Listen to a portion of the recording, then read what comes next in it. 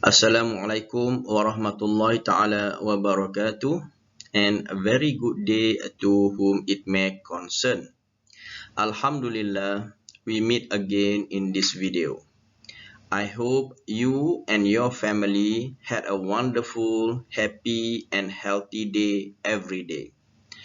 This video is actually made to continue our lecture on the subject MEC451 Thermodynamics. Please note that this video is actually best viewed with a reference to the lecture note provided. Also, please note that this is subject for UITM student for the program of EM220, Bachelor of Engineering Honours Mechanical, and EM221, Bachelor of Mechanical Manufacturing Honours.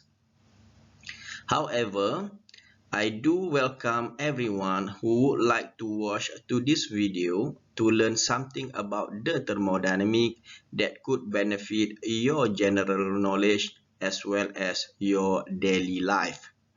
In this video, we will discuss about the fifth chapter, which is the air standard cycle.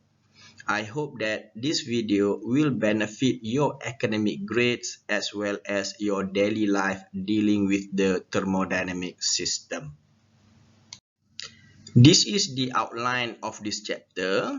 As you can see on this slide, there are 8 main components. We will start this chapter by the introduction to the power cycle.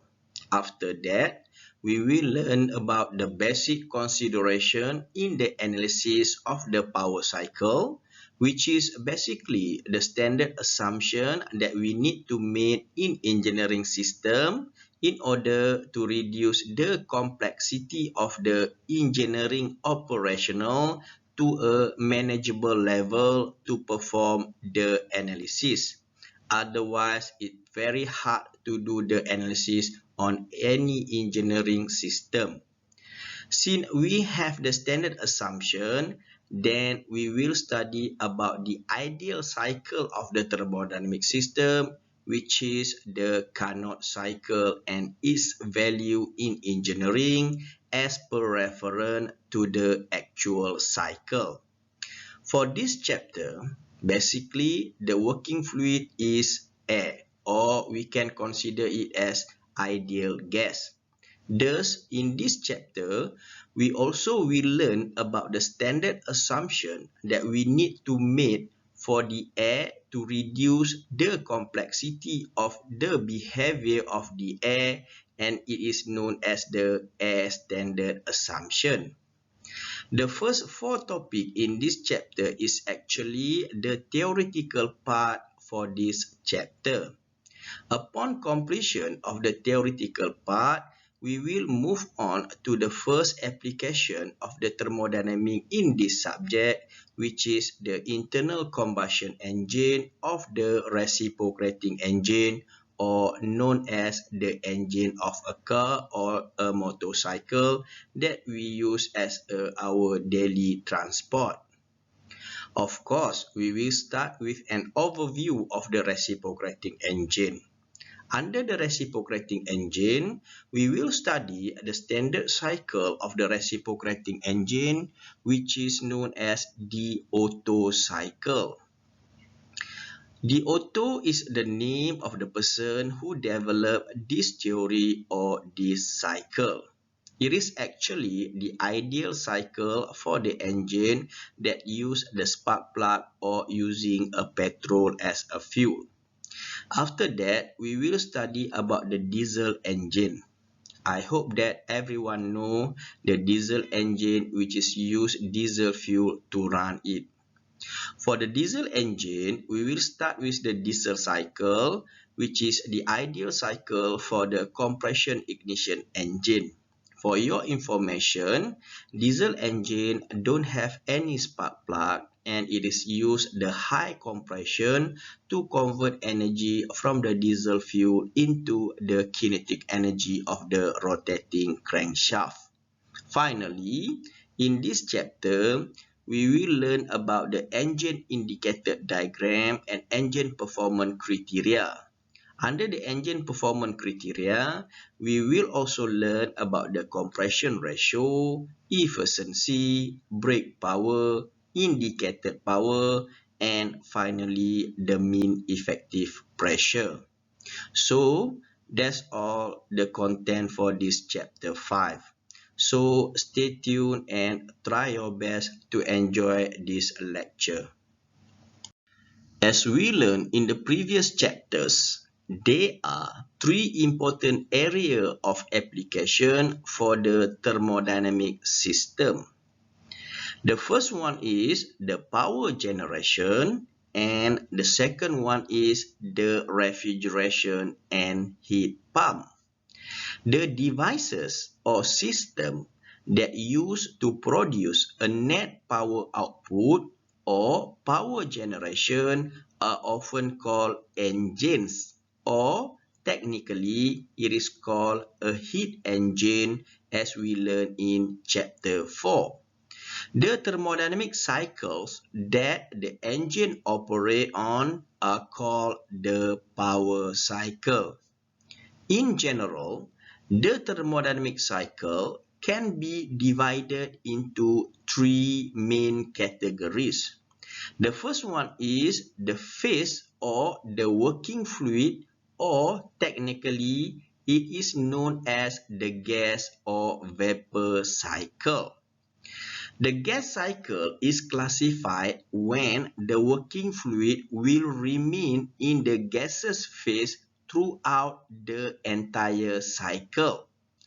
The vapor cycle is classified when the working fluid exists in the vapor phase during one part of the cycle and in the liquid phase during another part. So, the vapor cycle is actually a combination of two phases of the working fluid, which are vapor and liquid phases. The second category of the thermodynamic cycle is known as the system of the cycle. As we learned in chapter 1, the thermodynamic system consists of the closed and the open system. Thus, this category is classified as the closed or open cycle. Obviously, the closed cycle is when the working fluid in the system or cycle is returned to the initial state at the end of the cycle and is recirculated without having additional or losing the mass of it. As for the open cycle, it is actually when the working fluid is renewed at the end of each cycle instead of being recirculated. Both of these cycles is directly referred to the open and closed system. Okay, the third categories of the thermodynamic cycle is the way the combustion is occur either in the closed or in the open chamber. It is technically known as the internal or external combustion engine. The external combustion engine is classified when the heat is supplied to the working fluid from an external source, or in reality, the combustion is occur within the open chamber, such as the locomotive steam engine that we see on the movie that need to put the charcoal into the engine. The second one is the internal combustion engine, where the heat is supplied by burning the fuel within the system boundaries or in the closed combustion chamber. So, these are the basic categories of the thermodynamic cycle. In general, thermodynamic cycles are very complex, and therefore various gas power cycles are analyzed under some simplification in order to reduce its complexity to a manageable level to perform the analysis. This is the family tree of the heat engine, which is the system used to convert heat into work. Based on the categories of the thermodynamic cycle that have been explained earlier, the heat engine can be divided into external and internal combustion engine. Under the external combustion engine, we have the steam engine only. Steam engine was popular for the locomotive engine in the early years of the heat engine. However, in this present day, the steam engine is normally used for the steam power plant to produce the electricity rather than locomotive or automotive application. As for the internal combustion engine, it has been divided into another three categories, which are reciprocating, Wankel, and rotary gas turbine. The Wankel engine is also known as the rotary engine, and it is used for the car model Mazda RX series.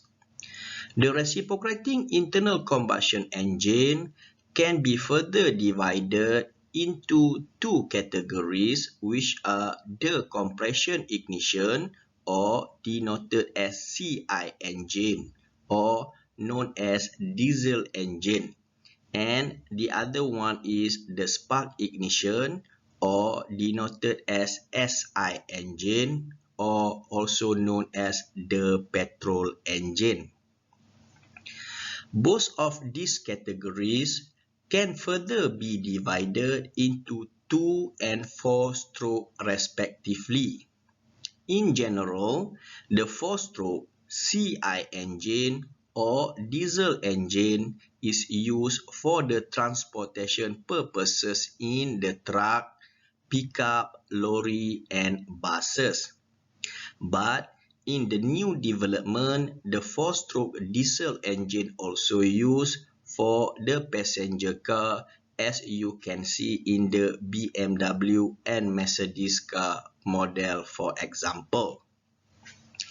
The 2-stroke diesel engine is usually used for the ship engine, where it requires big engine with slow engine revolution. The 2-stroke spark ignition engine or petrol engine is normally used for the small engine such as single-cylinder motorcycle, lawn mower, and blower, for an example. The 4-stroke spark ignition engine or petrol engine is popular for the passenger car since it can produce high-speed power. The other branch of categories under the internal combustion engine is the rotary gas turbine. In general, this rotary gas turbine engine is very popular in aircraft engine. Most of the aircraft engine nowadays is using this rotary gas turbine to produce electricity in the aircraft cabin. Furthermore, the rotary gas turbine engine can be used as a thrust generator to drive or fly the aircraft. Another application of the rotary gas turbine is in the power plant that use to couple with the generator and produce the electricity for the domestic use. These are the family tree of the heat engine.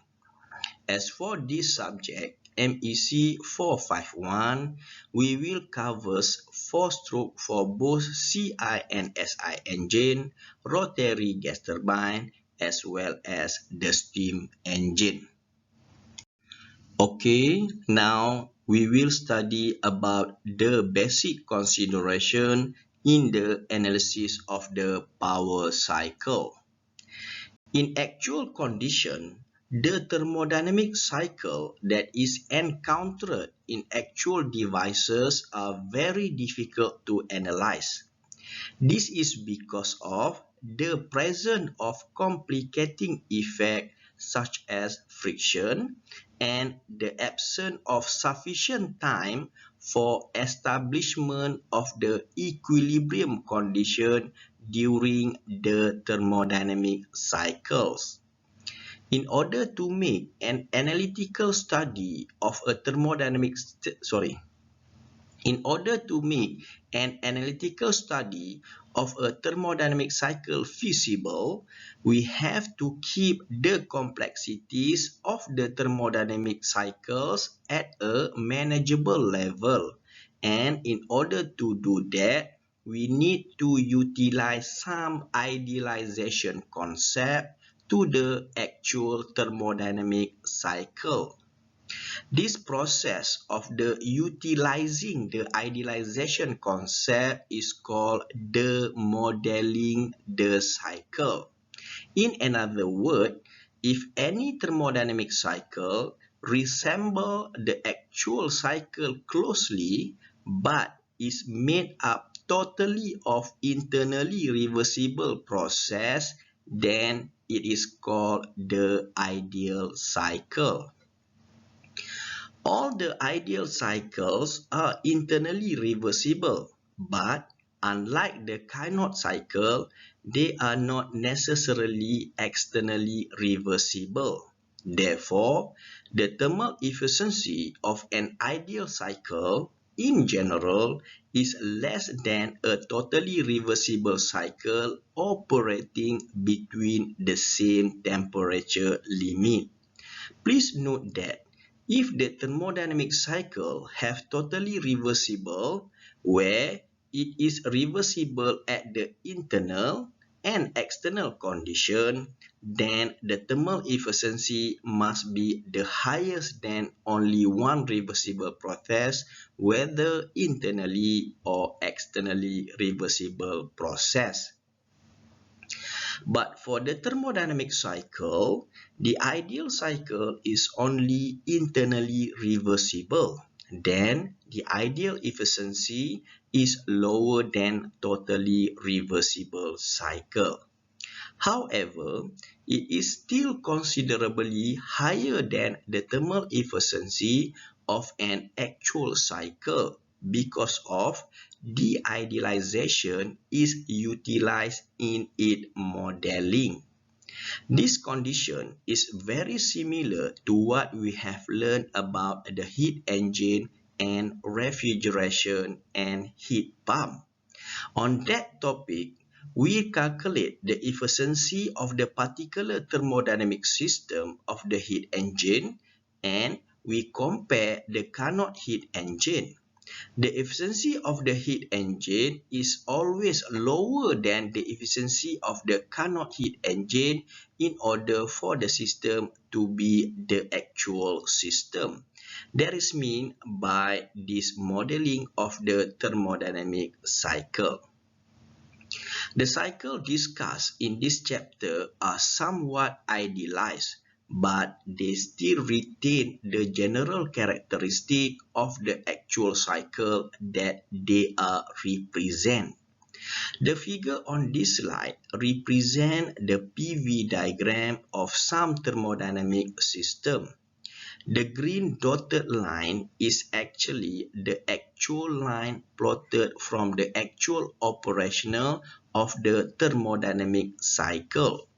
Based on the green dotted line, we could not do a thermodynamic analysis. Recall that we have learned 5 thermodynamic processes in chapter 3 and they are isochoric, isobaric, isothermal, adiabatic, and polytropic processes. Based on the green dotted line, none of the 5 thermodynamic processes is resemble to that green dotted line. Thus, we need to do a simplification from that green dotted line that resemble to the 5 thermodynamic process of either isochoric, isobaric, isothermal, adiabatic, or polytropic processes. Based on that figure, the red line is the ideal of modeling cycle that is simplified from the green dotted of the actual cycle. On the red cycle, we can easily know that at the left and the right hand side are the isochoric process, and the other two can be adiabatic processes. Thus, now we can perform the thermodynamic analysis based on the isochoric and adiabatic processes. That is actually mean by the modeling the thermodynamic cycle or reducing the complexity of the processes to a manageable level by utilizing some idealization processes. In order to reduce the complexity of the thermodynamic process to a manageable level by utilizing some idealization processes, we need to follow some rule, not just simply doing it. The rule of idealization and simplification in the analysis of power cycle can be summarized as follows. Number 1. The cycle does not involve any friction. Therefore, the working fluid does not experience any pressure drop as it flows in the pipes or devices such as heat exchanger. In another word, we must neglect the effect of pressure drop in the cycle. Number 2. All the expansion and compression processes must take place in a quasi-equilibrium manner, or must occur in a very slow processes so that the system is in equilibrium at all time. Number 3. The pipes connecting to the various components of a system are well insulated, and heat transfer through them is negligible. That means the system is adiabatic, where no heat transfer occurs within the system boundary. These are 3 fundamental rules for the basic consideration in the analysis of the power cycle. Basically, these rules are applied to all of the thermodynamic cycle. Neglecting the change in kinetics and potential energies of the working fluids is another commonly utilized simplification due to the devices that involve the shaft work, such as turbine, compressor, and pumps. The kinetics and potential energy terms are usually very small relative to the other term in the energy equation. The only device where the change in kinetics energy are significant are the nozzle and the diffuser, which are specifically designed to create the largest in velocity. So, for nozzle and diffuser, since it is created to a large changes in velocities, then we must include the kinetics energy change in their analysis. In order to do a modeling for any thermodynamic cycle, we must use the property diagram such as PV or TS diagram as shown as on this slide. For an example, the property diagram such as PV and TS diagram have served a valuable aids in the analysis where the area enclosed by the process curve of a cycle would represent the net work produced during the thermodynamic cycle. Also, on a TS diagram, the ratio of the area enclosed by the cyclic curve to the area under the heat additional processes curve represent the thermal efficiency of the cycle. Any modification that increases the ratio of these two areas will also increase the thermal efficiency of the cycle.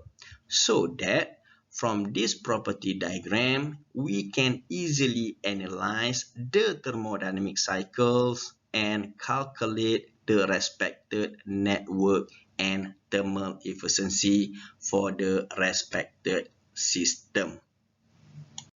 On this slide, we will learn about the Carnot cycle and its value in engineering.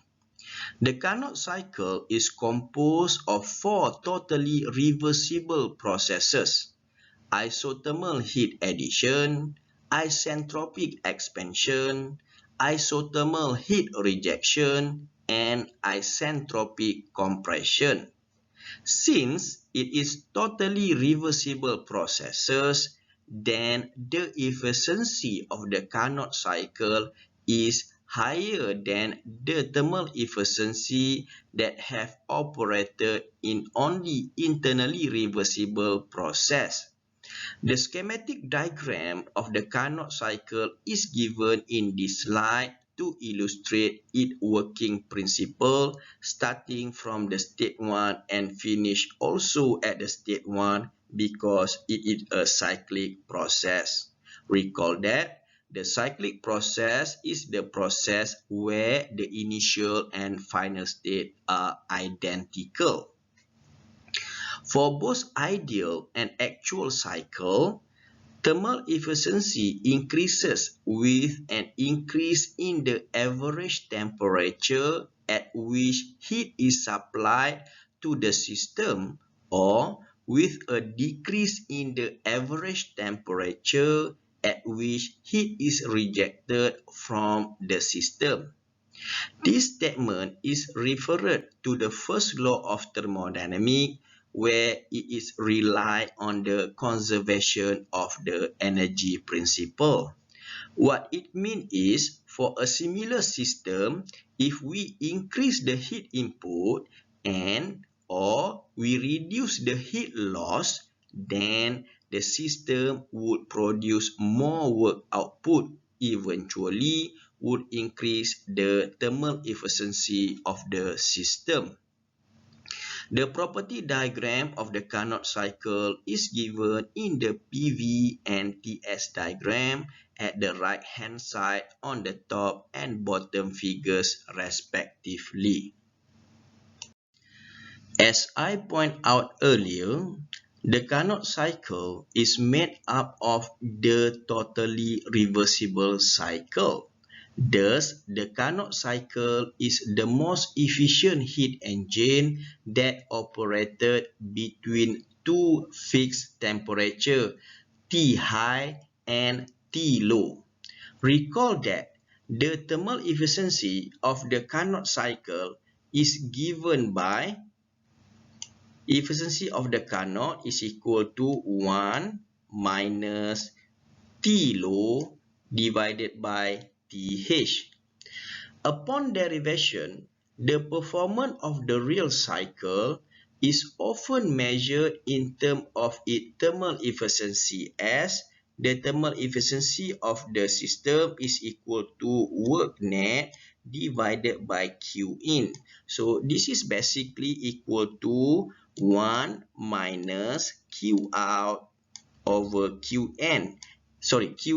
This is because work net is equal to Q in minus Q out. After that, we can further increase, since Q out is equal to T low multiplied by S2 minus S1 divided by TH S2 minus S1. So from that equation, the equation of this term S2 minus S1 is equal to this term. So basically we can cancel out this cycle or this term. So it will left that the efficiency of the system is equal to 1 minus TL over TH. So basically this is the equation for the Carnot system. So, and we have to understand that for the Carnot system, it is actually the ideal cycle, so that the S2 is equal to S3 and S4 is equal to S1. So you may refer the diagram on this TS diagram, and this is basically the diagram of the Carnot cycle. So it's only what we call the square cycle. From mathematical point of view, the network is the area under the process curve. As we refer to the TS diagram, okay, here this is the TS diagram, okay.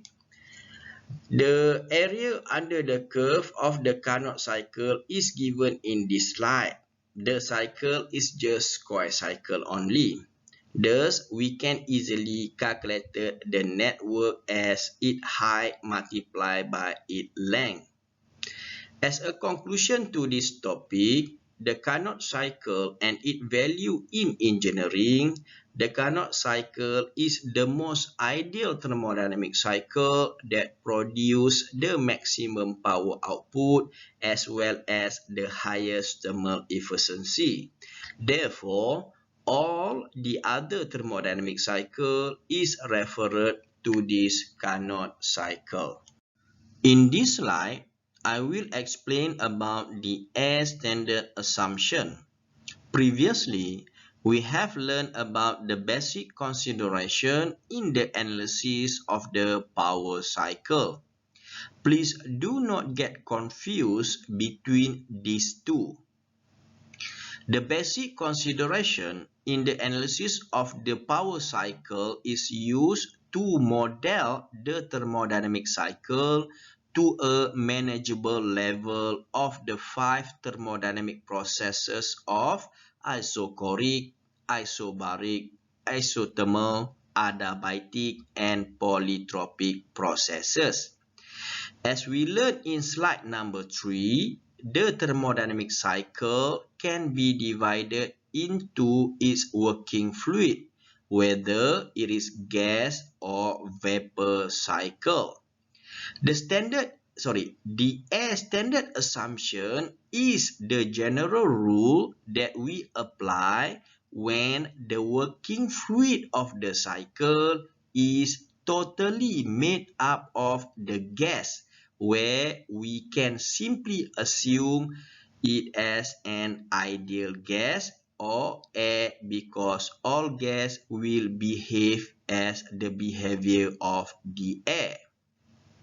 Normally, in power engines, energy, which is in the form of heat, is provided by the burning fuel within the system boundaries. In example, internal combustion engine, jet engine, etc.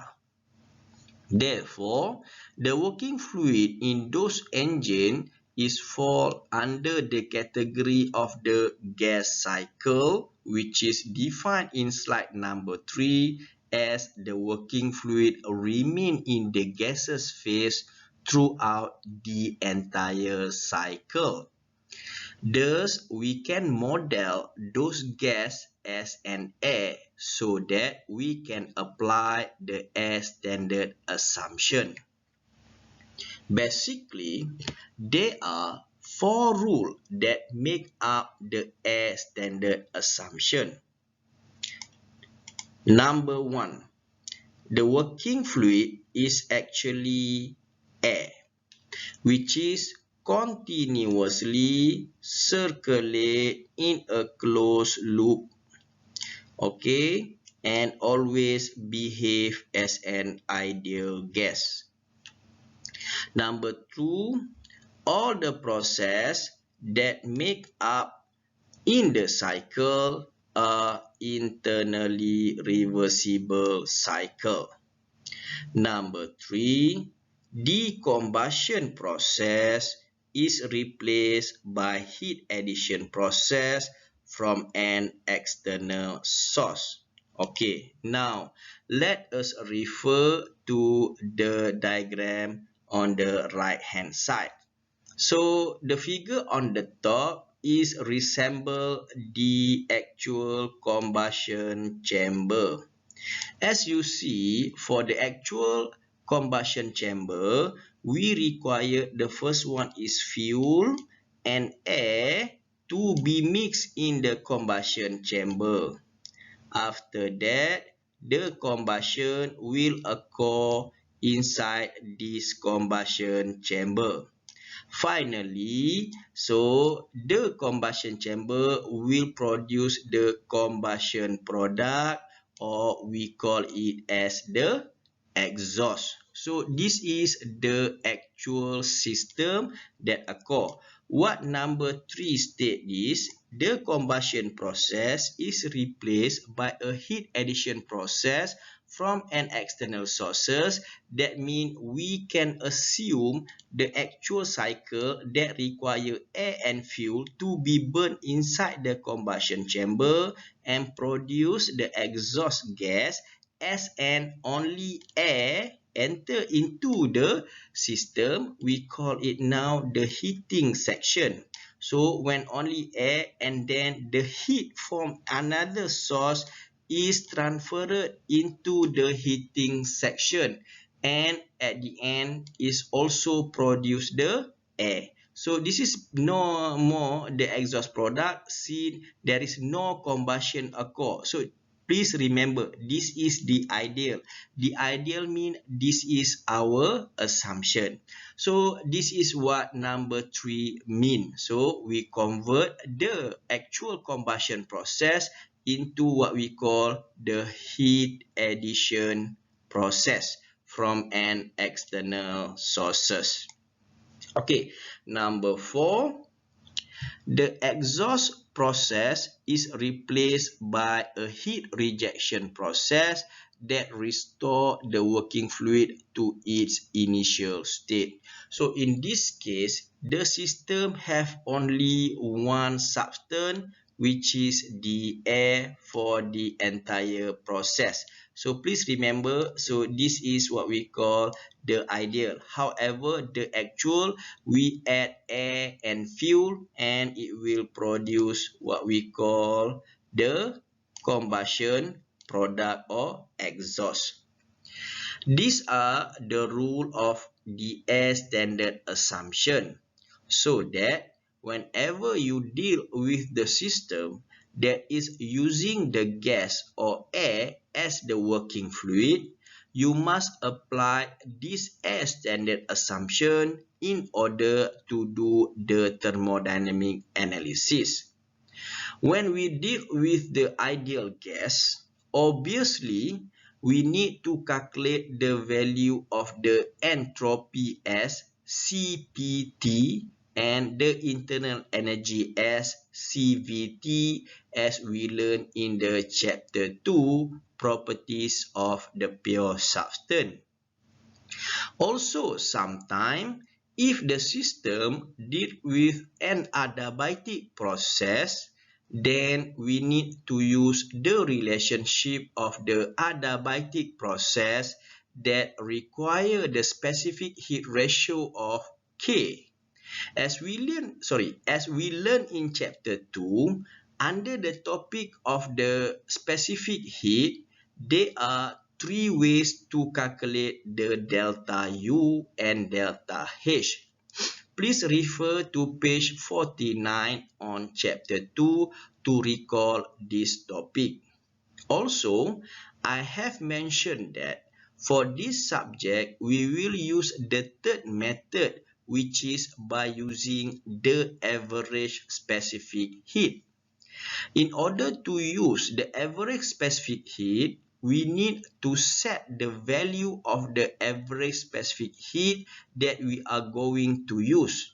For that, we need to apply another rule that is called the cool air standard assumption. Okay, this is the cool air standard assumption. The cool air standard assumption is defined as the working fluid is considered to be air with a constant specific heat at room temperature, which is 27 degrees Celsius or approximately 300 Kelvin.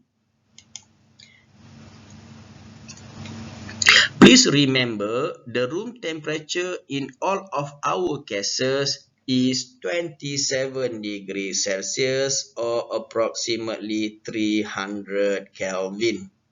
Okay?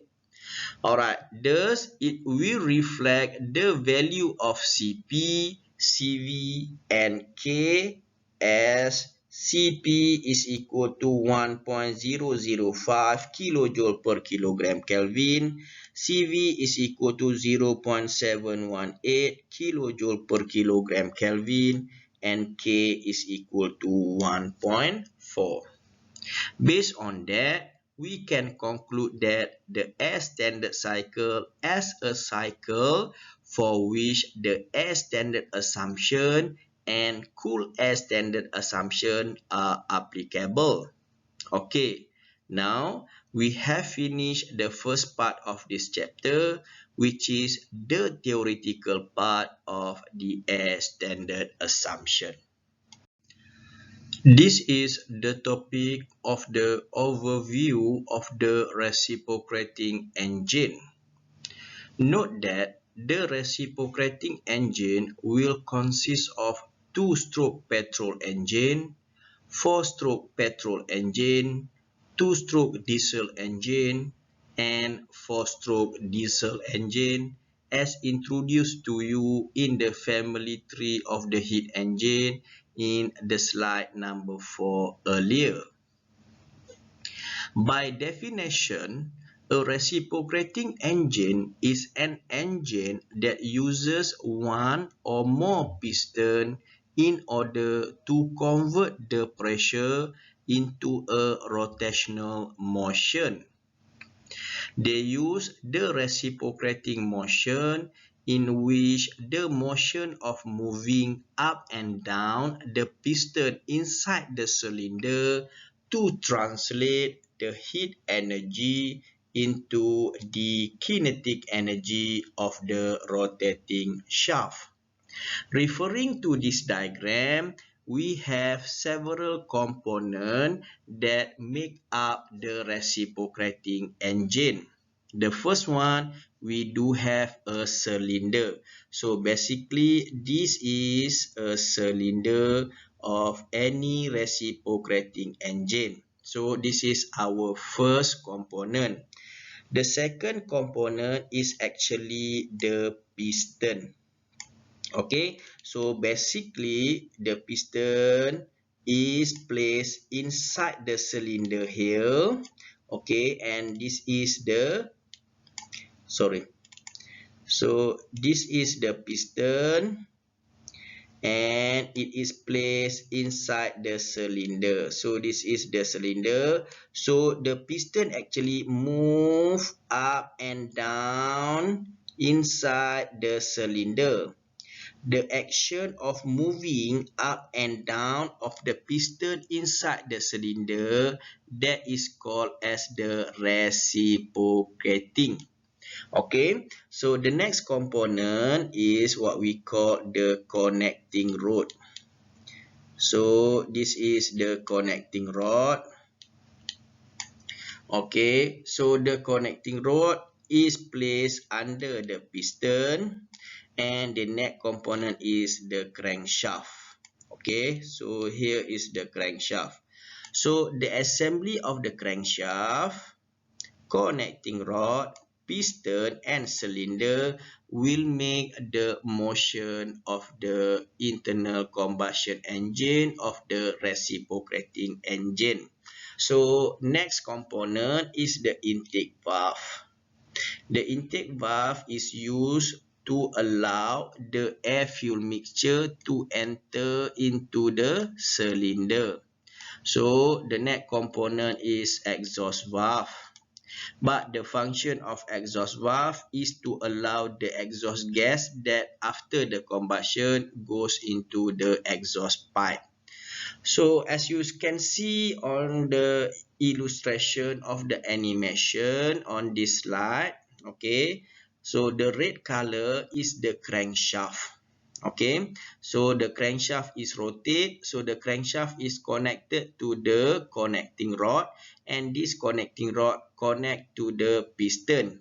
So piston is in the cylinder is blue in color.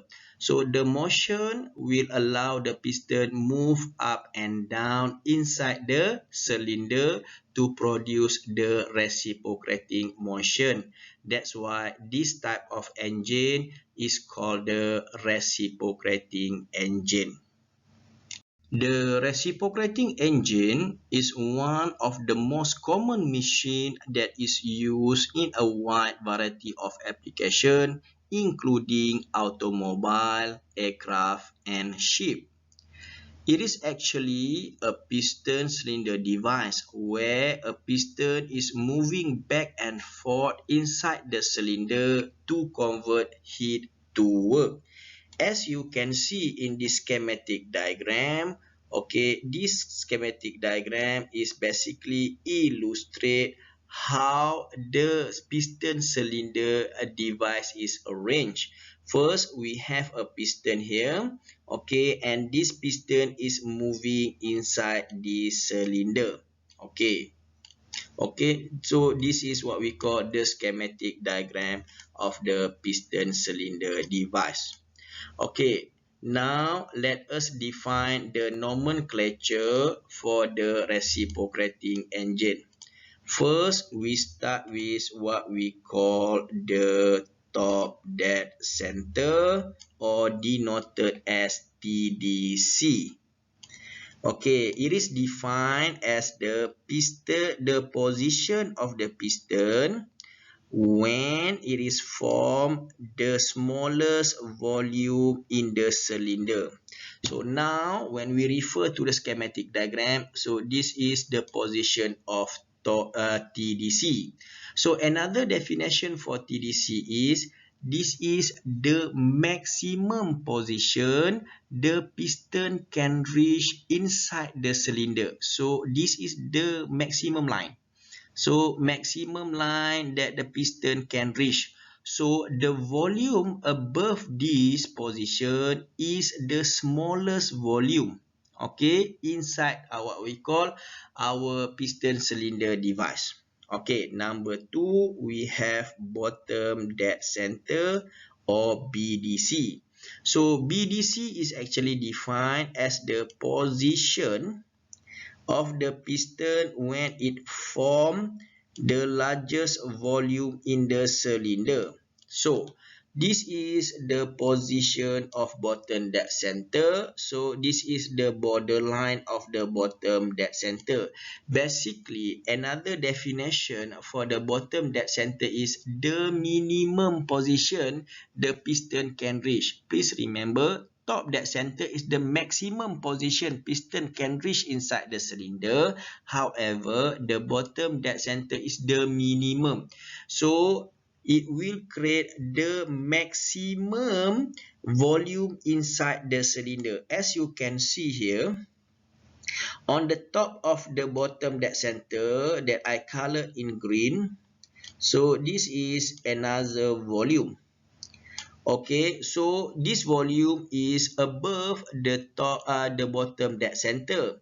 So another one, the volume that I color in yellow before, also on the top of bottom dead center. So when the piston at bottom dead center, it's basically mix up the volume in green color as well as in the yellow in color. So that's why it will form the largest volume in the cylinder. Okay, next is what we call the stroke. Okay, stroke is basically defined as the largest distance in the piston that piston travel in one direction. So in another definition, stroke is the distance between bottom dead center and top dead center. So this is the stroke. Okay, so next is bore. Bore is equal to this one. This is the bore. Is actually the diameter of the piston. Okay, nothing else, diameter of the piston. And for now, our our piston is in a round shape. Okay, so next is the clearance volume. Clearance volume actually the minimum volume formed in the cylinder when the piston is at top dead center, okay, or known as the volume at TDC or VTDC. So we have defined the clearance volume earlier. So this is the clearance volume. Okay, when the piston is at top dead center, the volume or the smallest volume, this is what we call the clearance volume, or the symbol for the clearance volume is VC. Okay, alright, so next is the displacement volume. So the displacement volume is the volume displaced by the piston as its move between top dead center and bottom dead center. So I color in red. So this is the volume or the displacement volume. Okay, and it is denoted as VD. Okay, in order to calculate the VD, since the piston is basically in a round shape and we have stroke L over here, so basically we can use the formula pi, okay, R squared multiplied by L. Okay, so this is the R is radius. However, we do have our bore. Okay, we do have our bore. Bore is equal to B. So in order to make it become radius, basically bore divided by 2, power of 2. That's why you can get this equation as VD is equal to pi B power of 2 over 4 multiplied by L. So this is actually what we call the displacement volume. Okay, another term or the displacement volume, also known as the engine capacity. So if you have engine capacity, or we call it as engine size. So the displacement volume is actually the size of the engine. So let's say you have a car, is written for you 1.5 liter engine. So 1.5 liter is basically the engine capacity or the engine size. So basically 1.5 liter also is the displacement volume of the engine. So basically the volume of the engine we give in a unit meter cube. So we can convert liter into meter cube. Sometimes we use the engine capacity in the unit of cc or centimeter cube. So sometimes you heard that the engine is said to have what we call 2000 cc. So 2000 cc is actually the 2000 centimeter cube. That is the engine capacity, and that is the displacement volume of the engine. So if motorcycle, the engine capacity is quite small, sometimes you just have what we call 150 cc. So that means the engine capacity of that motorcycle is 150 centimeter cube. So this is how we are convert what we call the engineering term into the layman knowledge, because the meter cube, the number is too small, 0.000 something, so it is not good for our marketing. That's why sometimes we use what we call the unit of liter or cc, centimeter cube, to put in our what we call engine capacity for the marketing purposes. Okay, the nomenclature number 7 is called as the compression ratio. So the compression ratio is basically the ratio of the maximum to the minimum clearance volume in the cylinder. Okay, so it's denoted as R. However, so I will use it as RV because it refers to the maximum volume, where when the piston is at bottom dead center divided by the minimum volume when the piston at the top dead center. So basically, so R also equal to, so this is equal to V C plus V D. Okay, divided by V D, VC. Okay, alright, so this is the equation of what we call compression ratio. So from this one, this is also equal to 1 plus V D over VC. Okay, so this is the equation for the compression ratio. Okay, next item is what we call the mean effective pressure, or written as MEP. This is actually a fictitious or constant throughout the cylinder, which is its pressure that is acted on the piston that will produce the work. An engine with higher MEP will produce a larger net work output. So if you see the equation of MEP, so MEP is equal to work net divided by maximum volume minus minimum volume. Or in another word, we can use the specific work net divided by specific volume at maximum minus specific volume at minimum. The mean effective pressure can be used as a parameter to compare the performance of reciprocating engine of equal size. The engine with large value of MEP will deliver more work per cycle and thus perform better. So basically, in another word, the MEP is the engine parameter that is used to compare how efficient the engine to produce the pressure that eventually will convert it into useful work. Imagine that we want to compare two different sides of the engine. One is motorcycle engine and the other one is car engine.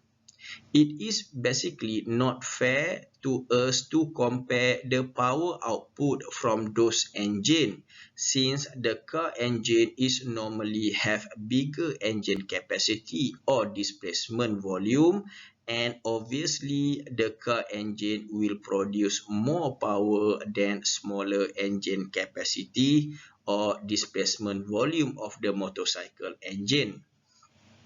So that in order to make the fair comparison, we compare the power output per engine size, or we have defined it as MEP.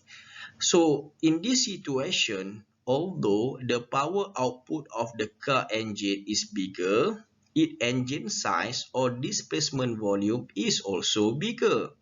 That make the denominator in the equation of the MEP would become bigger.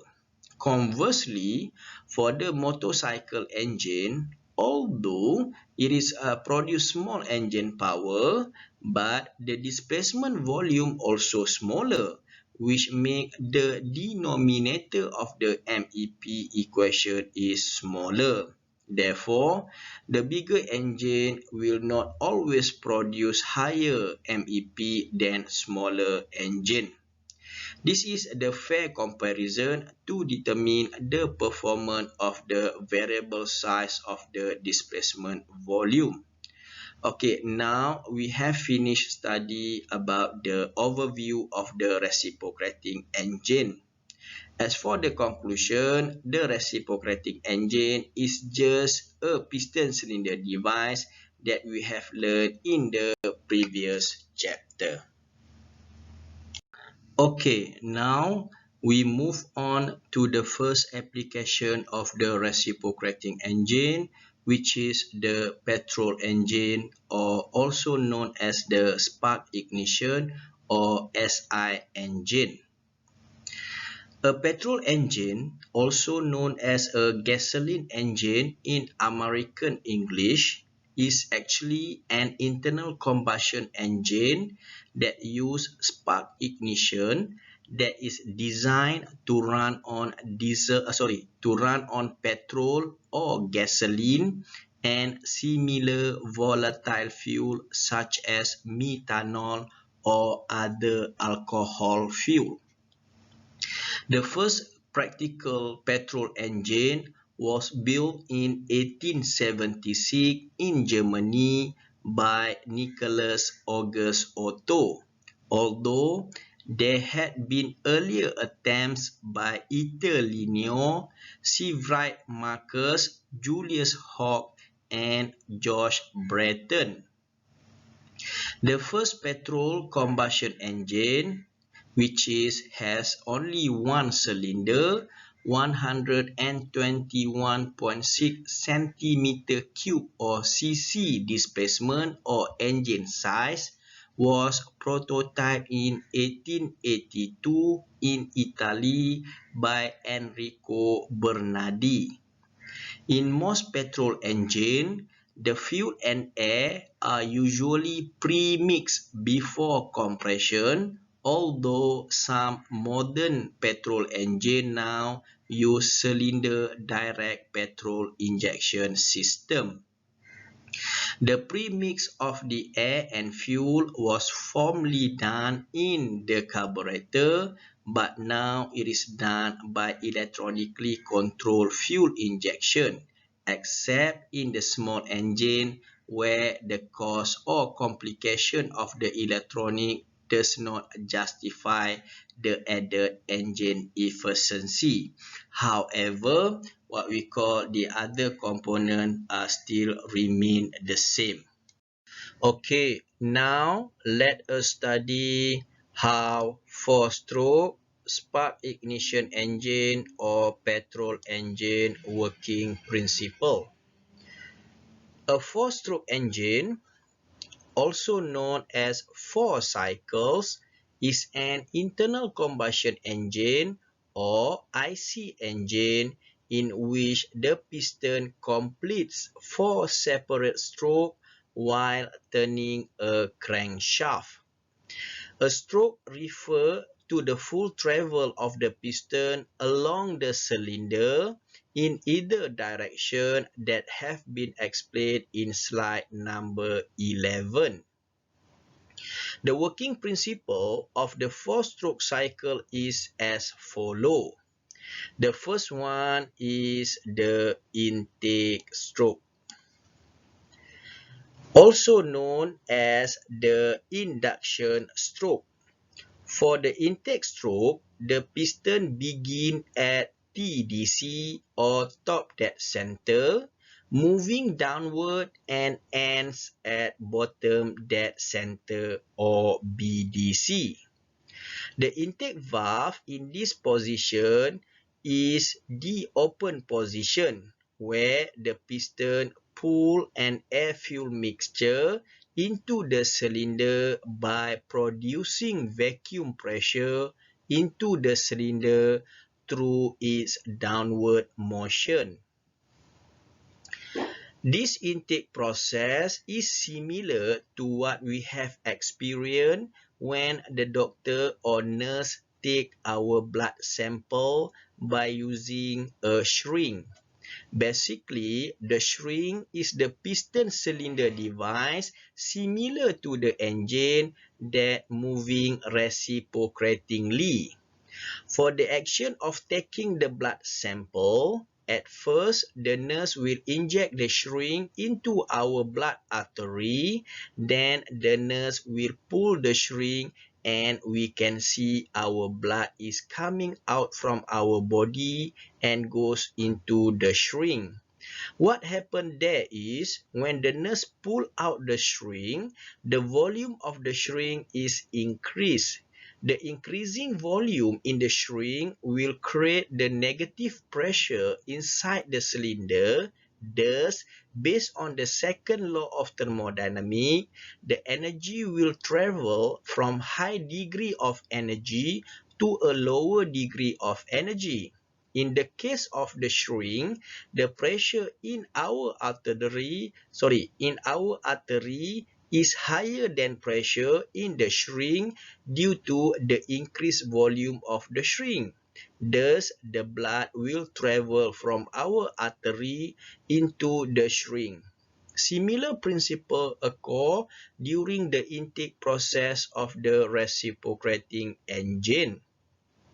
When the piston is moving downward, it will increase the volume of the cylinder. Then it will create the vacuum inside the cylinder. Due to the pressure difference between atmospheric pressure and the pressure inside the cylinder, then the air and fuel mixture is drawn into the cylinder. This is the induction process. Now, the second process is known as the compression process. This stroke begins at bottom dead center or just at the end of the suction stroke. At this position, both the intake and exhaust valve are closed. Note that the air-fuel mixture is already entered into the cylinder from the first process, which is the intake process. Since both the intake and exhaust valve are closed, then the air-fuel mixture is trapped inside the cylinder. After that, because of the air-fuel mixture is trapped inside the cylinder, when the piston is moving from bottom dead center upward toward the top dead center, this action of the piston will reduce the volume of the cylinder and compress the air-fuel mixture that have been trapped inside the cylinder.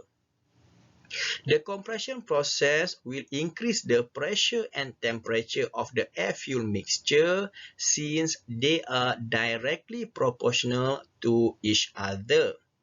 The compression process will end when the piston reaches top dead center. That leaves the volume of the cylinder is the smallest volume as we know it as the clearance volume only. This is what we call the compression ratio as we learned in slide number 12. The third process of the four-stroke spark ignition engine is known as the combustion process. This process is also known as the power or ignition stroke. The stroke begins when the piston is at top dead center, where it is at the end of the compression stroke.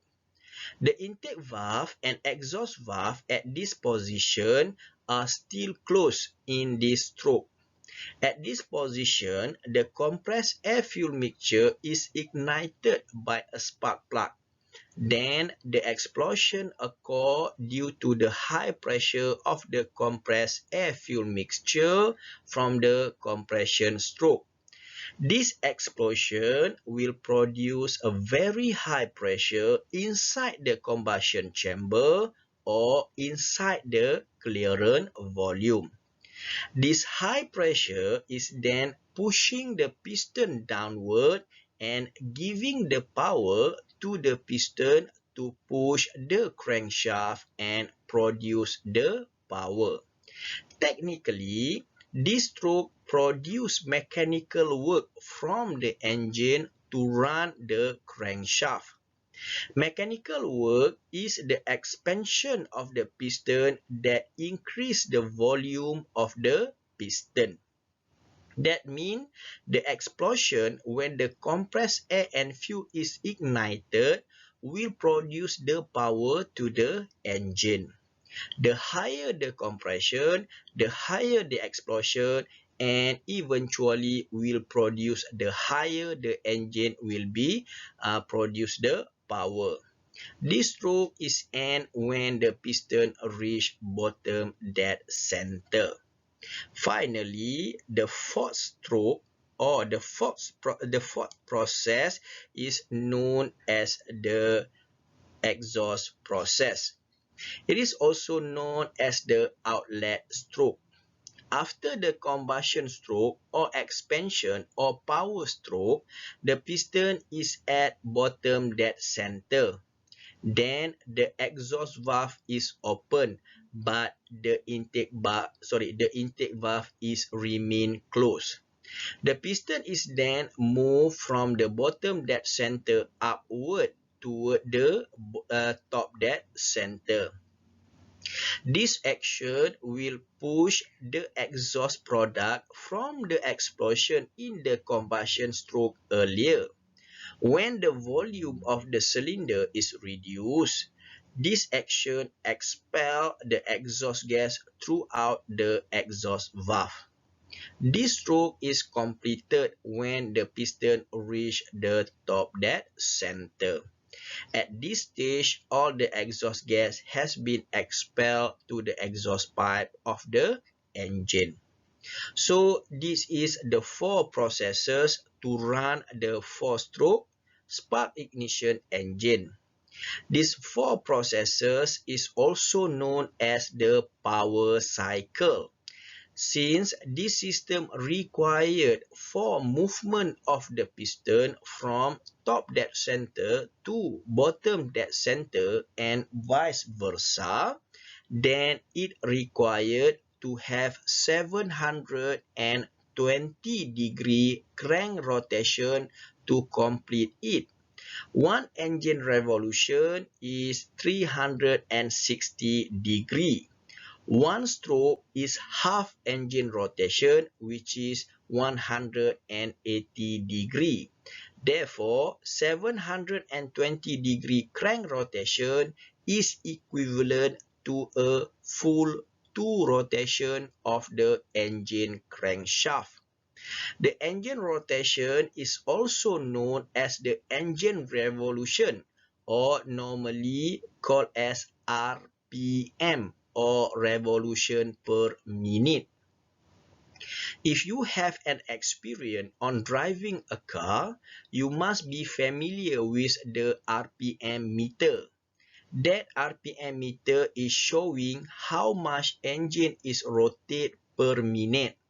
As a conclusion, the power cycle of an engine are made up of intake, compression, combustion, and exhaust processes. The animation aside demonstrate the four-stroke spark ignition engine operate for your reference. The animation state number 1, number 2, number 3, and number 4 referring to the first process of intake. The second process is compression. The third process is combustion. And the fourth process of the exhaust. Please do remember that this is the cyclic process. That's why it will repeat itself, the intake, compression, combustion, and exhaust. In this slide, the figures presented here is illustrate the four processes of the power cycle that start from the intake, compression, power, and exhaust. Okay, if you refer for the first process, which is the intake, you can see here the first point is at the intake valve is open and the piston is moving downward from top dead center into the bottom dead center. When the piston is moving downward, it increases the volume of the cylinder and thus create the vacuum and suck the air-fuel mixture from the outside, which is from the carburetor or the fuel injection system, goes into the cylinder. So this is the intake process. So the second process is the compression process. So the few points that you need to remember for the compression stroke is both valve, which is the intake valve, and exhaust valve are fully closed. So now the piston is moved from bottom dead center to the top dead center. So this is the top dead center. Okay, so when piston moving from bottom dead center toward the top dead center, it will reduce the volume as well as it will compress the air-fuel mixture that has been trapped earlier. So that is the stroke number 2, which is the compression. Next, the power stroke, which is stroke number 3. So when the piston reach the top dead center, it will fully compress the air-fuel mixture. At that particular time, the spark plug will ignite the compressed air-fuel mixture and the explosion is occur. The pressure developed from that explosion will push the piston go downward and rotate the crankshaft. So now what we have is we have produced the power. Okay, so now you may ask me how can the first stroke, which is intake and compression, have the power. So basically the power that rotate the crankshaft for the intake and compression is get from the power produced at the compression stroke. That means, let's say the engine produce 50 kilowatt of power. So 1 or 2 kilowatt will be used to rotate the intake process and compression process. So the net power output that remain after the what we call complete the cycle is only 48 kilowatt rather than 50. Okay, so the final process is actually the exhaust process. So the exhaust process also get the power from the power stroke to rotate the engine.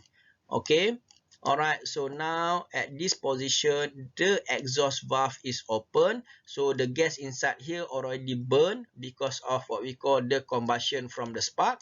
Okay, then the piston move outward to push the exhaust outward, okay, to the exhaust pipe. So this is how what we call the 4-stroke spark ignition engine work or produce what we call the power cycle. Please do remember that this all 4 process is called the power cycle. Whenever you heard people say about the power cycle, it will refer to what we call complete intake, compression, power, and exhaust stroke. This is another animation of the 4-stroke spark ignition engine, but this animation is to show to you the use of multiple cylinder of the engine. Using multiple engine cylinder, we can easily increase the displacement volume or the size of the engine. Note that the higher engine capacity or displacement volume, the higher the power will be produced. So imagine that you have what we call 125cc of motorcycle. So that means 125cc of the engine size is quite small. So that what engineer did is they only use one cylinder. However, if the engineer would like to design 2000 cc of the engine, it is not economical or it is not practical to use only one cylinder. Therefore, the engineer will divide 2000 cc into several numbers of the cylinders. In the animation also, you can see there are 4 cylinders on that engine. The volume for each cylinder is changing in color, that representing that they are doing different processes of the power cycle. Remember, there are 4 processes of the power cycle, which are intake, compress, combustion, and exhaust processes. So that by having 4 cylinders in one engine, then each cylinder will perform one power cycle per stroke. This will result one power cycle per stroke of the engine. What I mean here is when the piston at cylinder number 1 is perform the intake process, the cylinder number 3 will perform the compression stroke, cylinder number 4 will perform combustion process, and cylinder number 2 will perform the exhaust stroke. Therefore, instead of completing the power stroke for 720-degree crank rotation or 2 revolution with 4 cylinders, the power cycle can be completed within 180-degree crank rotation or half of the engine revolution. If your car run at 2000 RPM and have 4 cylinders, then you should know that within 1 minute, the engine have completed 4000 power cycle. On this slide also, you may see different engine cylinder configuration. Okay, some of them is arranged in a V shape. So this is the V shape engine. Okay, 3 type of V-shape engine that normally can be recognized as written as V6, V8 or V12 engine. Some of them arrange the cylinder in opposite manner, or we call it the opposed or flat engine. However, for a normal passenger car, the cylinder is arranged in inline or in a row for easy design and easy to maintain, as well as to reduce the cost of production. Based on the action of the piston moving from the top dead center to the bottom dead center to complete all of the power cycle of the intake, compression, power and exhaust stroke, we now can plot the property diagram of the PV diagram as shown on this slide.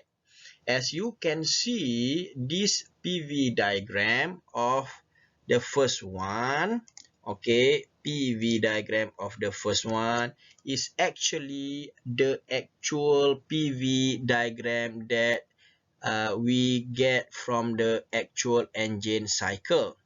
So based on this one, this is the start of intake valve open. Then the pressure is going down below the atmospheric pressure during the intake process. Okay, so until the until the bottom dead center. Then the piston will continue to compress the air fuel mixture until back to the top dead center. After that, okay, the ignition is a core and it will spike the pressure into the highest pressure, and that explosion will press what we call or push the piston downward to produce the power.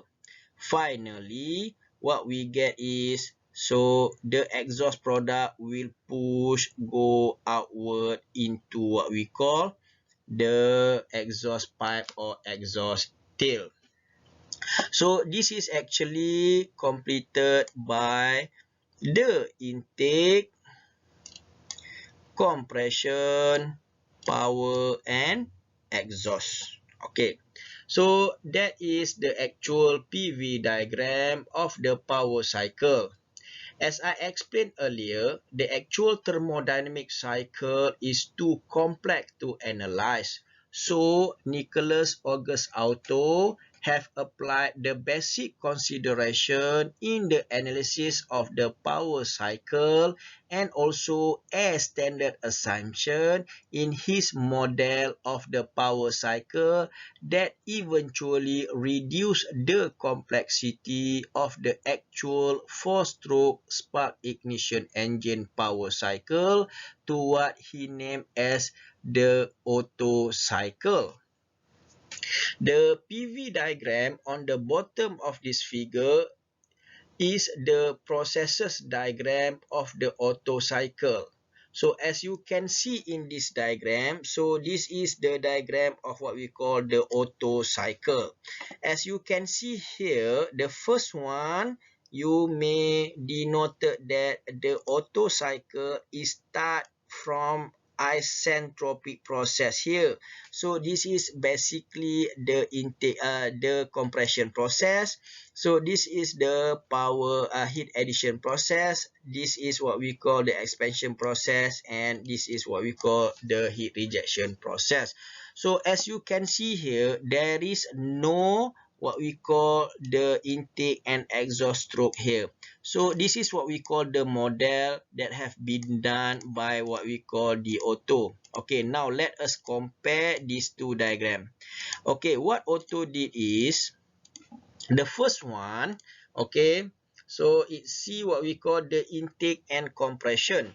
So as for the intake, for the actual one, the intake is performed below the atmospheric pressure and the exhaust is above the atmospheric pressure. So below atmospheric pressure is a negative work. This is negative pressure. This is the positive pressure. So negative and positive. So the Otto is cancelled out. So this term. Okay.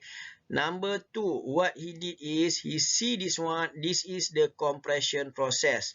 So this compression process, so he apply what we call all the basic consideration in the analysis of power cycle, and it assume it is done by isentropically. So this compression process, it resemble here as isentropic process.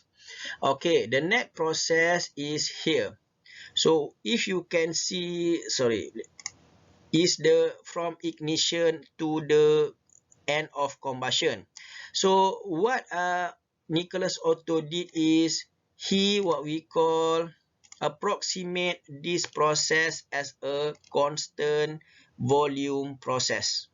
Similarly, what he did for what we call the expansion process is for the isentropic process, because this is what we call the close approximation. And finally, so here for the exhaust, so what Otto did is, it just model is also as the constant volume process.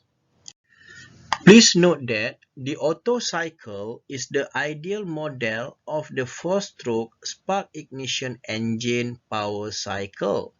As a summary of the ideal Otto cycle, number one, air enters the cylinder through the open intake valve at atmospheric pressure P naught during the process 0 to 1 as the piston moves from top dead center to the bottom dead center, as we refer to this PV diagram.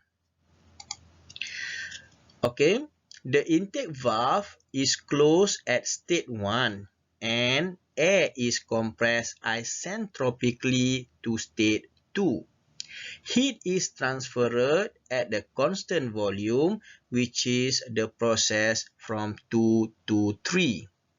It is expanded isentropically to state number 4 and heat is rejected at a constant volume, which is process 421. Finally, air is expelled through the open exhaust valve from process 1 to process 1 to 0. Work interaction during the intake and exhaust is cancelled to each other, as I mentioned in the previous slides, and thus inclusion of the intake and exhaust processes has no effect on the network output from the cycle. What is mean here is if we cancel the intake process and the exhaust process, it will not disturb the calculation of the work output as well as the efficiency of the engine. However, when calculating power output from the cycle, during an ideal Otto cycle analysis, we must consider the fact that the ideal Otto cycle has 4-stroke just like the actual 4-stroke spark ignition engine.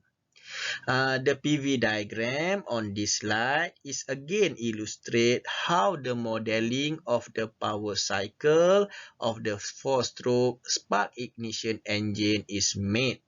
As you can see, the Otto cycle only consider the compression and power stroke in his analysis, where the other stroke have been simplified by using the rule of the basic consideration in the analysis of the power cycles and the air standard assumption. This is how we model our thermodynamic cycle. We can reduce some process if we have justification that it have no effect to the our main objective, which is the efficiency and the network produce. Therefore, the Otto cycle is much simple and very easy to analyze as compared to the actual cycle. This is the summary of the processes that is involved in the Otto cycle. They are as per following. Process 1 to 2 is actually de-isentropic compression, and if you refer to this PV diagram, so this is the first process from 1 to 2. So isentropic compression.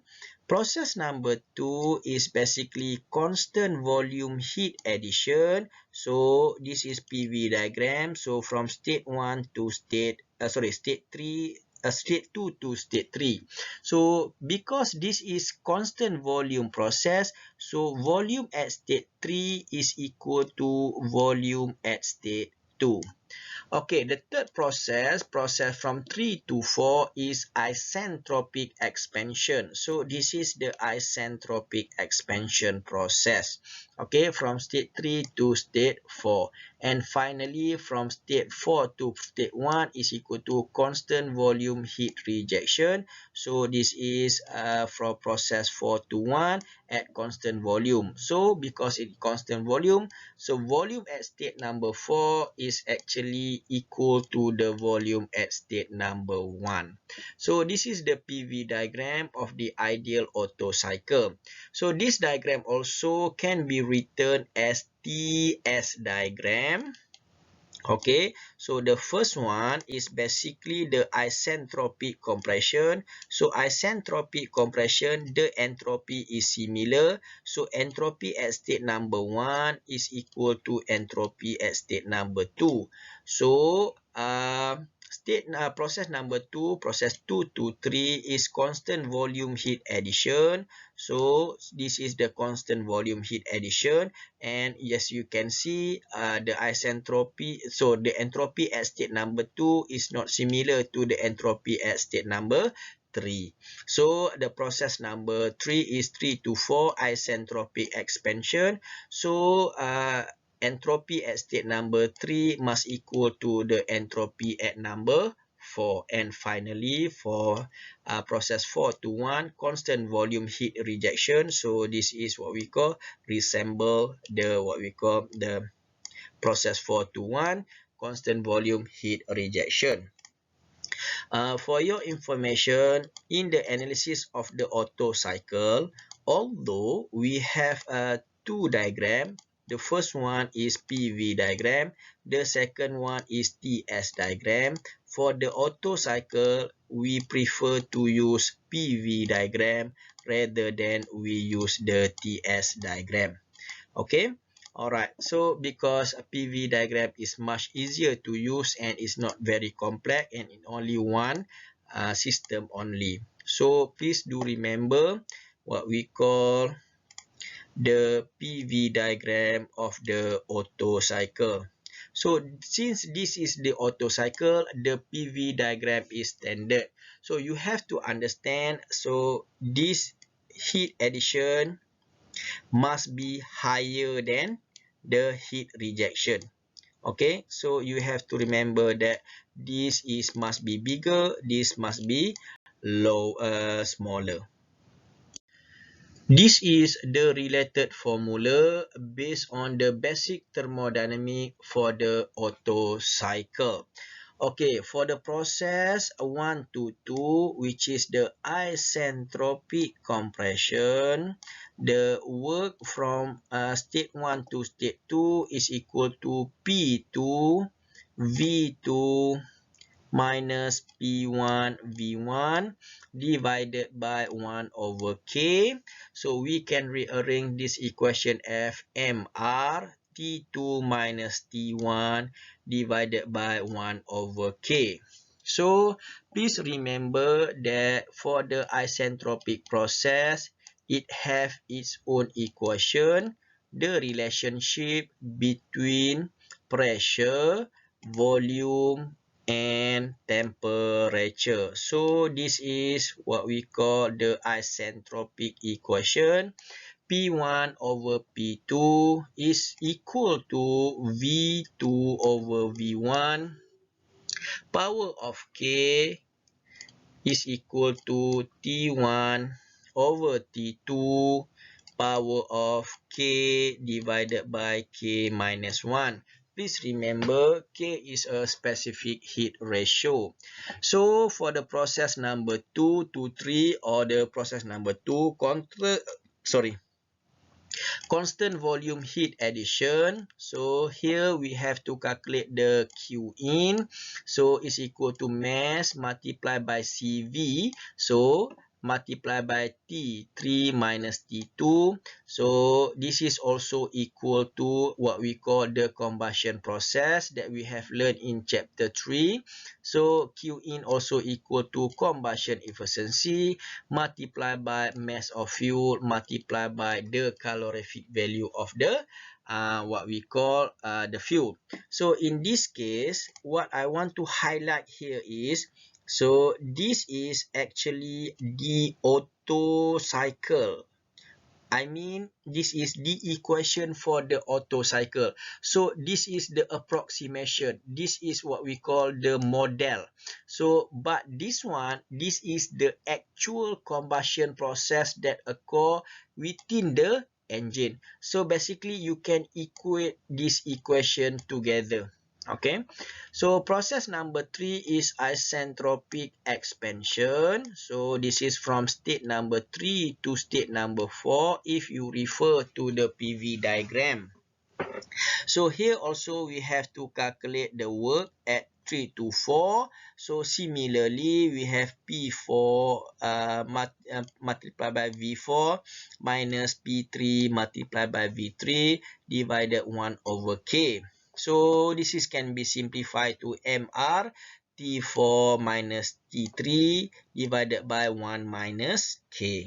So from that one, because of it also isentropic, then we have to use the equation of isentropic relationship of pressure, volume and temperature as P3 over P4 is equal to V4 over V3 power of K is equal to T3 over T4 power of K divided by K minus 1. Okay, finally, the process of constant volume heat rejection. So, or it is the process from state 4 to state 1 at the PV diagram. Then we know that we can calculate the Q out is equal to mass CV T4 minus T1. So this is the related formula for the ideal Otto cycle. So what for the grade purposes, what you have to understand or you have to memorize the only three equation. Okay, the equation number one is this equation. Okay, the isentropic compression. This is the first equation that you have to memorize all. So number two is this equation, and number three is this equation. This is three equation that you have to memorize. Okay, basically this equation is similar to this equation except their position of the state. This equation also similar to this equation except also their state. Okay, all right. Based on the related formula that given in the previous slide, now we can derive the thermal efficiency of the Otto cycle. Basically, the thermal efficiency of Otto cycle is derived from the work net divided by Q in. We know that the work net is equal to Q in minus Q out is actually the work net also equal to the Q net. So from this one, we can rearrange the equation become 1 minus Q out over Q in. Okay, so now we can apply the first law for the closed system to the process of 2 to 3, so which is this process. Okay, where at this process the volume is constant. Okay, then we get Q net from state 2 to 3 minus work net from state 2 to 3 is equal to delta U 2 to 3. Okay, we can rearrange this equation. So which is work net for 2, 3 is equal to work others plus boundary work 2 to 3. And because of at this condition, the volume is constant, the network is equal to 0. Therefore, for the constant specific heat, so we can say that the Q net at state 2 to 3 is equal to Q in is equal to mass CV T3 minus T2. So for the actual condition, so Q in is equal to mass of fuel multiplied by the calorific value of the fuel itself. Okay, now we can apply the first law analysis of the closed system to the process of 4.1, which is the process of heat rejection at also constant volume process. So now V is a constant. That means volume at state 4 is equal to the volume at state 1. Similarly, so for the energy analysis for the closed system at the process 4 to 1, we can get Q net 4 to 1 minus work net 4 to 1 is equal to delta U.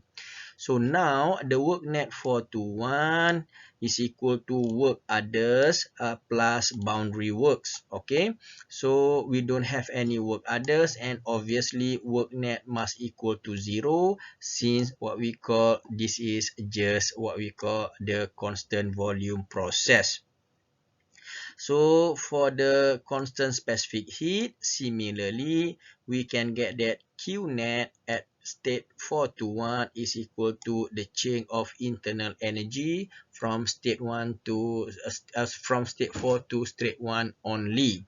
So similarly, we can get this one. This is what we call the negative output or heat losses. So we can write it as M CV T1 minus T4. Okay, So from this one, we can rearrange because this is equation of negative. So we can change this one. So Q out is equal to MCV T4 minus T1. Okay. Then we can substitute into our thermal efficiency. So our thermal efficiency for the Otto cycle is equal to 1 minus Q out over Q in.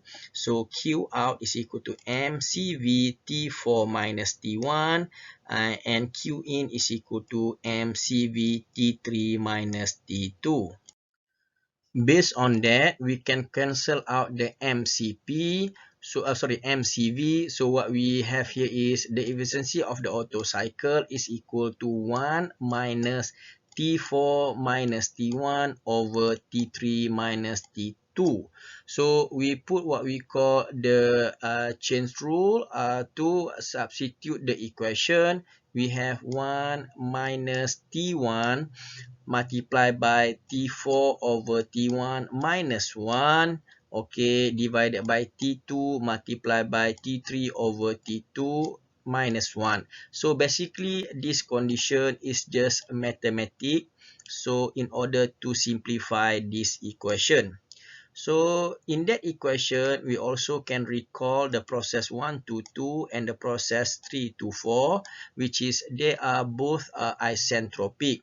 So we know that T2 over T1 for the isentropic is equal to V1 over V2 power K minus 1. And also T3 over T4 is equal to V4 over V3 power of K minus 1. Since we have V3 is equal to V2 and V4 is equal to V1, then we can get the relationship of T2 over T1 is equal to T3 over T4. Similarly, T4 over T1 is equal to T3 over T2.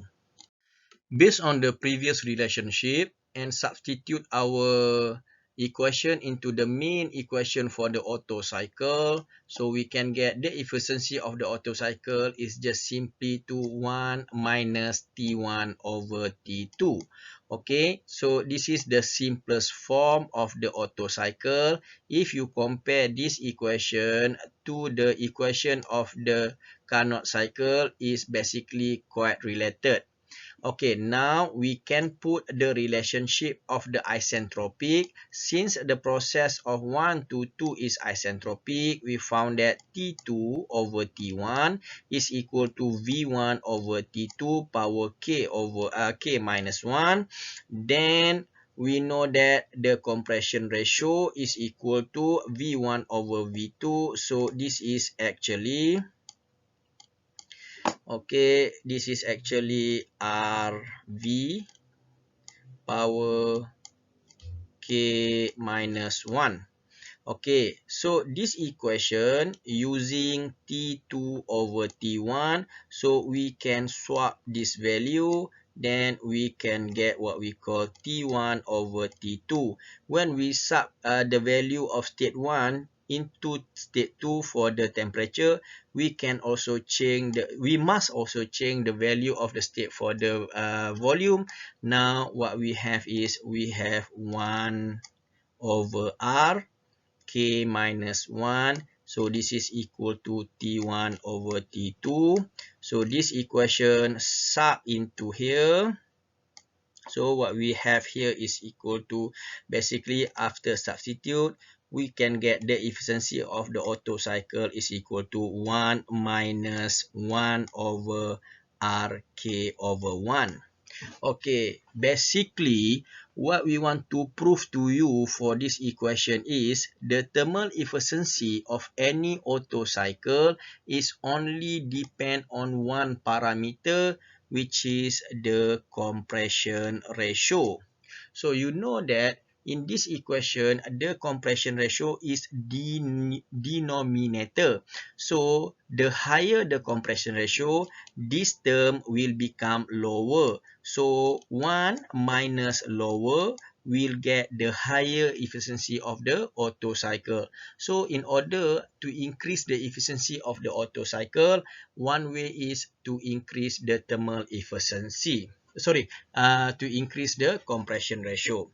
Okay, so on this figure, it is shows the curve of the typical efficiency of the Otto cycle with respect to the compression ratio. So the lower compression ratio, you can get the lower thermal efficiency. Normally, for the Otto cycle, the compression ratio is between 8 to 11. So sometimes for the high-speed engine, we use what we call 12. However, if you use at 12, you need to use a very good fuel, which is the round number more than 100. Okay, typically if you can see from this graph, you can get that what we call the average ideal Otto cycle, the efficiency of average ideal Otto cycle is about 62 to 65% only. Okay, and this graph also represent what we call the value of K, which is the specific heat. So the higher value of the specific heat will give you the higher value of the Otto, the efficiency of the Otto cycle. So that is another factor. So what is the value of what we call specific heat ratio? Please remember K is equal to CP, okay, over CV. So in order to increase the value of K, you have to do either reduce the value of CV or increase value of CP. So this is two ways to increase what we call the thermal efficiency of the Otto cycle. This is a sample problem 5.1. Basically, this is our first example in this chapter. Okay, now let us read the question first before we answer the question. Okay, the question said, calculate the ideal air standard cycle efficiency based on the Otto cycle for a petrol engine with a cylinder bore of 50 millimeter, a stroke of 75 millimeter, and a clearance volume of 21.3 centimeter cube. So the question also tell us to use a constant specific heat value at room temperature to solve this problem. Okay, please do remember when it said that use constant specific heat at room temperature, so our room temperature is actually 300 Kelvin. So this will give the value of Cp is equal to 1.005. The value of Cv is equal to 0.718, and the value of K is equal to 1.4. Okay, in order to solve this problem, the first one, we write down the given information to us. The first one, it gives us the bore in the unit of 50 millimeter. So millimeter is not the standard unit for calculation. We can change it into the centimeter.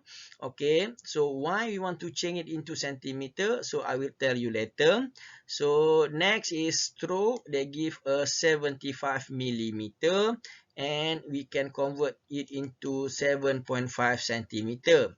So the clearance volume is given to us as 21.3 centimeter cube. So that's why I need to change everything to centimeter. If the clearance volume give what we call in the millimeter cube, then everything we use the same because we want to cancel out in our equation. Okay, so that's why we need to check what we call, make sure our calculation have what we call the constant unit. Okay, we already defined the thermal efficiency of the Otto cycle. We have derived it as 1 minus 1 over RVK minus 1. Okay, from this one, so the unknown parameter in this equation only the compression ratio. So please do remember, I will use R for the compression, V for the volume. So this is R for the ratio, V for the volume. So compression ratio is referred to the volume. That's why I'm using the symbol of RV. Okay, if I write it as R, P, okay, this is what we call the pressure ratio. R is the ratio, P refer to the pressure. So this is how I'm write in my equation. Okay, so if you see my equation RV, this is what we call the compression ratio. However, you are free to use R because the book use R. Okay, now we see here we have to calculate the compression ratio. So we have defined earlier. So for the what we call definition of compression ratio is equal to Vmax over Vmin.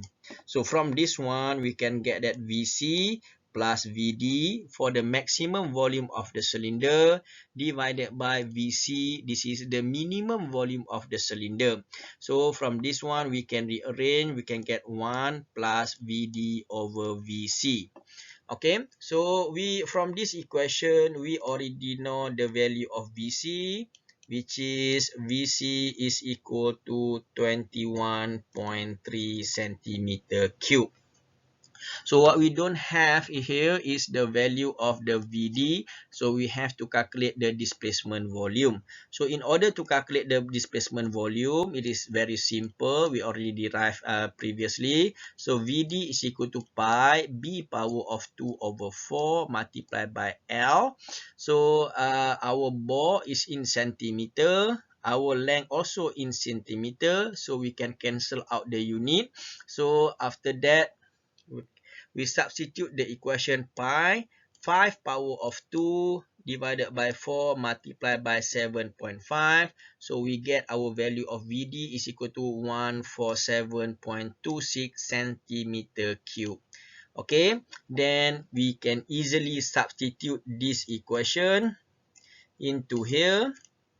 Okay, as I write it here. So compression ratio is equal to 1 plus 147.26 divided by 21.3. I get the compression ratio is equal to 7.914. So this is the compression ratio.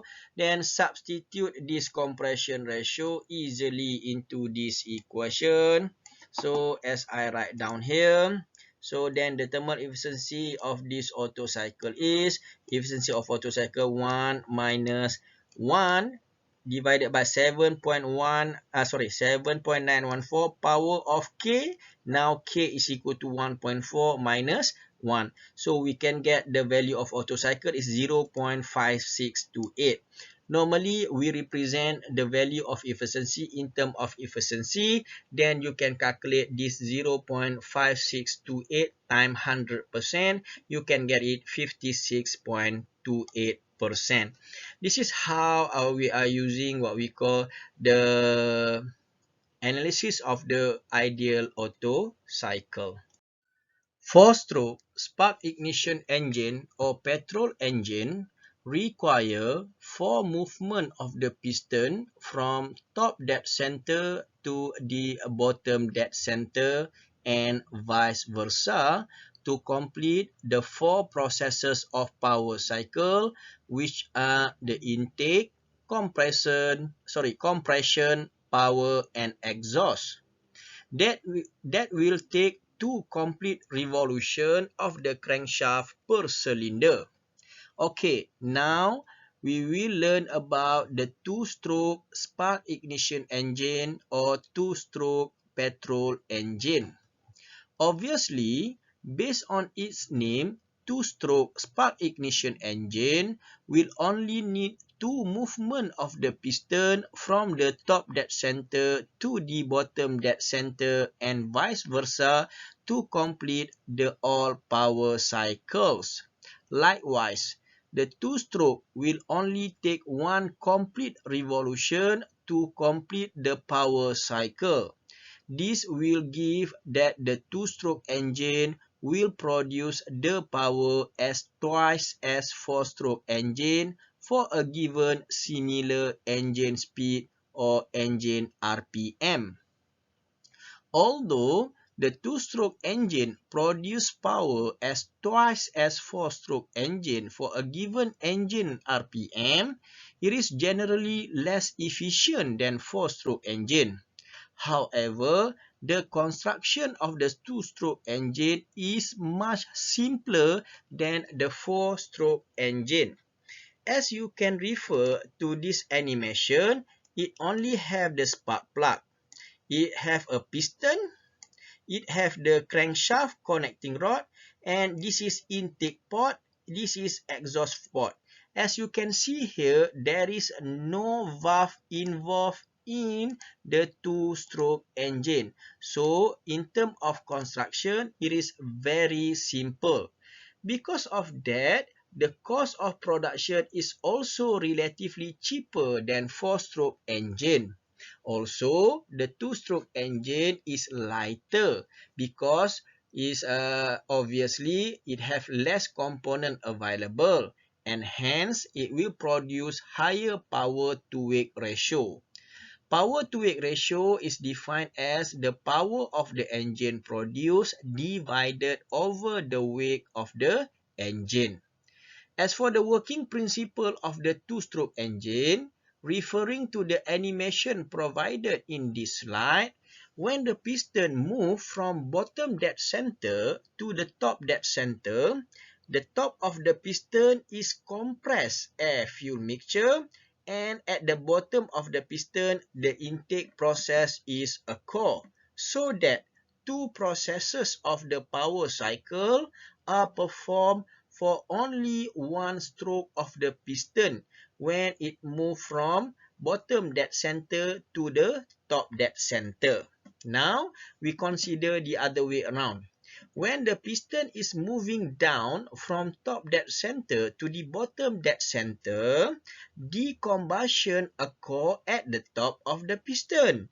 And after the piston is past the exhaust manifold, it will allow the exhaust gas pass through the exhaust manifold.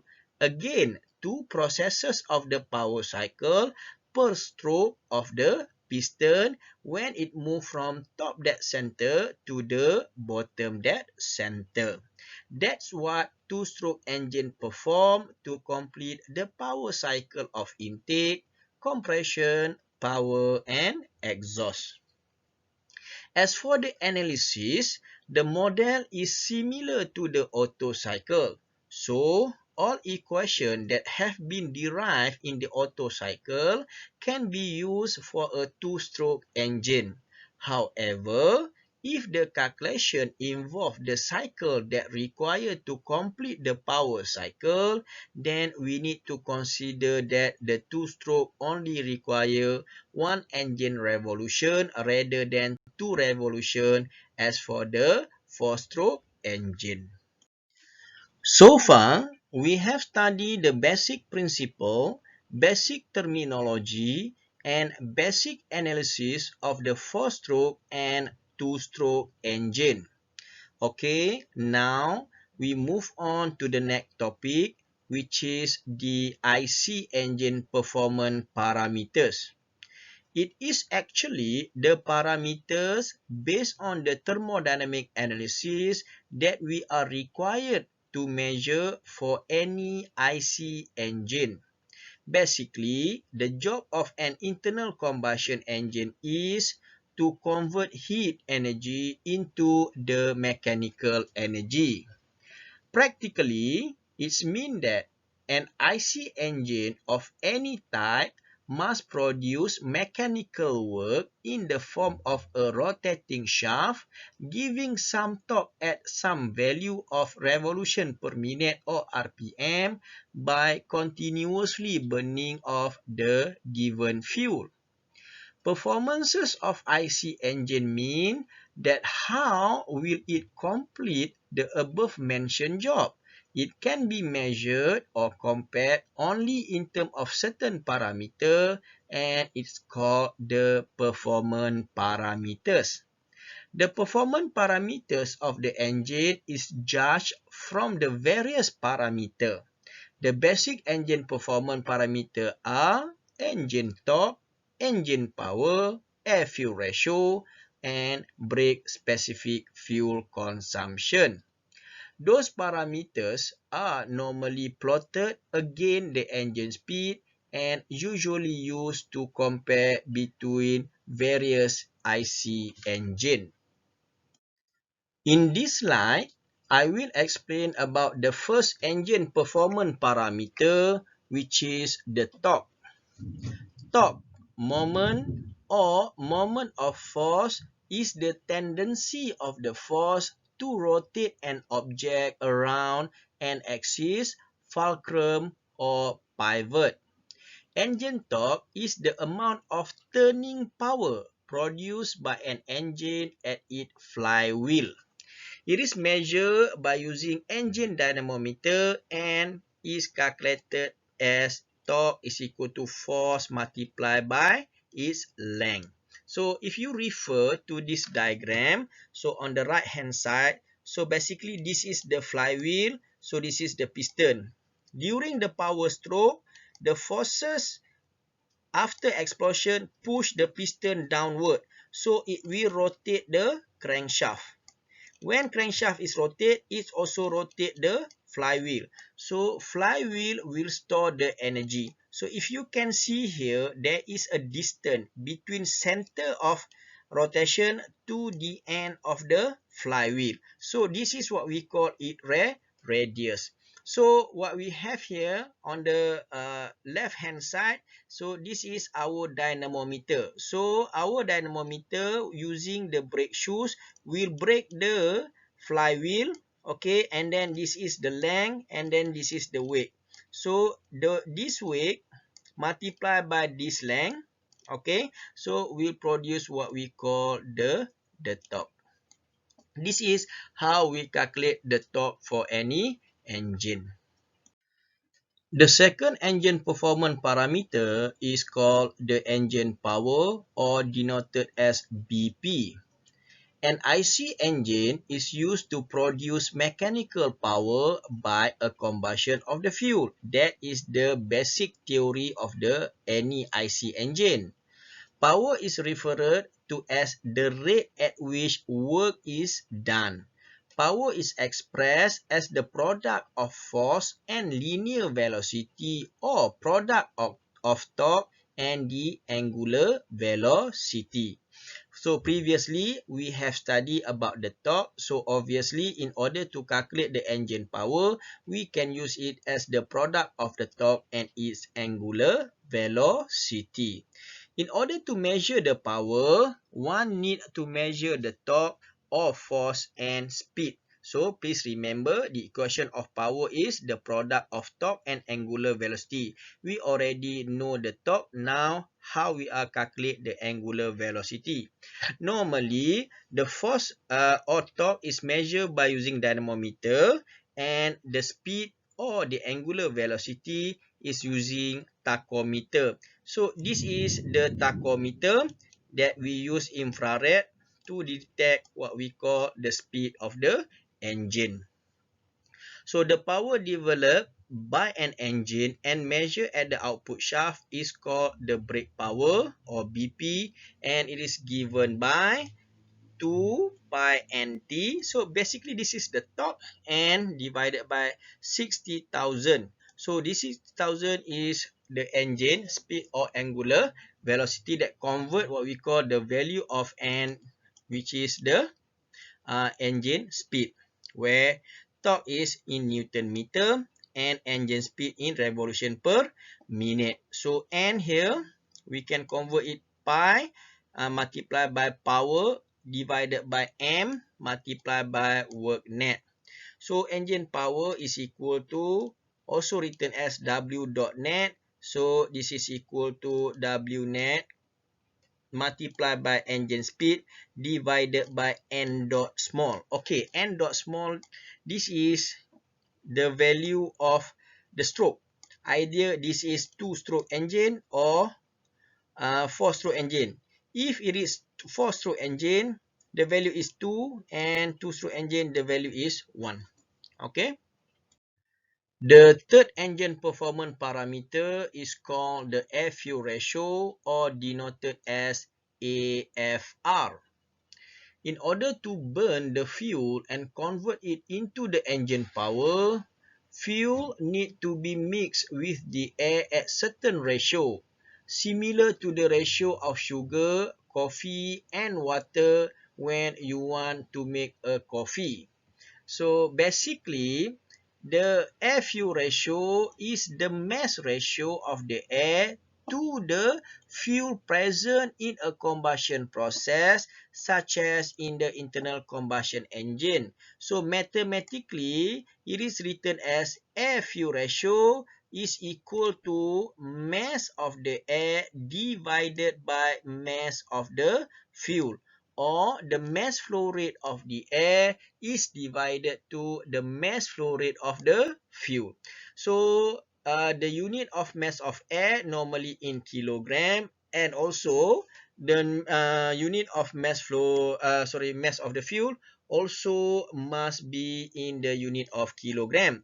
If we use the mass flow rate, obviously the unit is kilogram per second, similarly to the mass flow rate of the fuel, also in kilogram per second.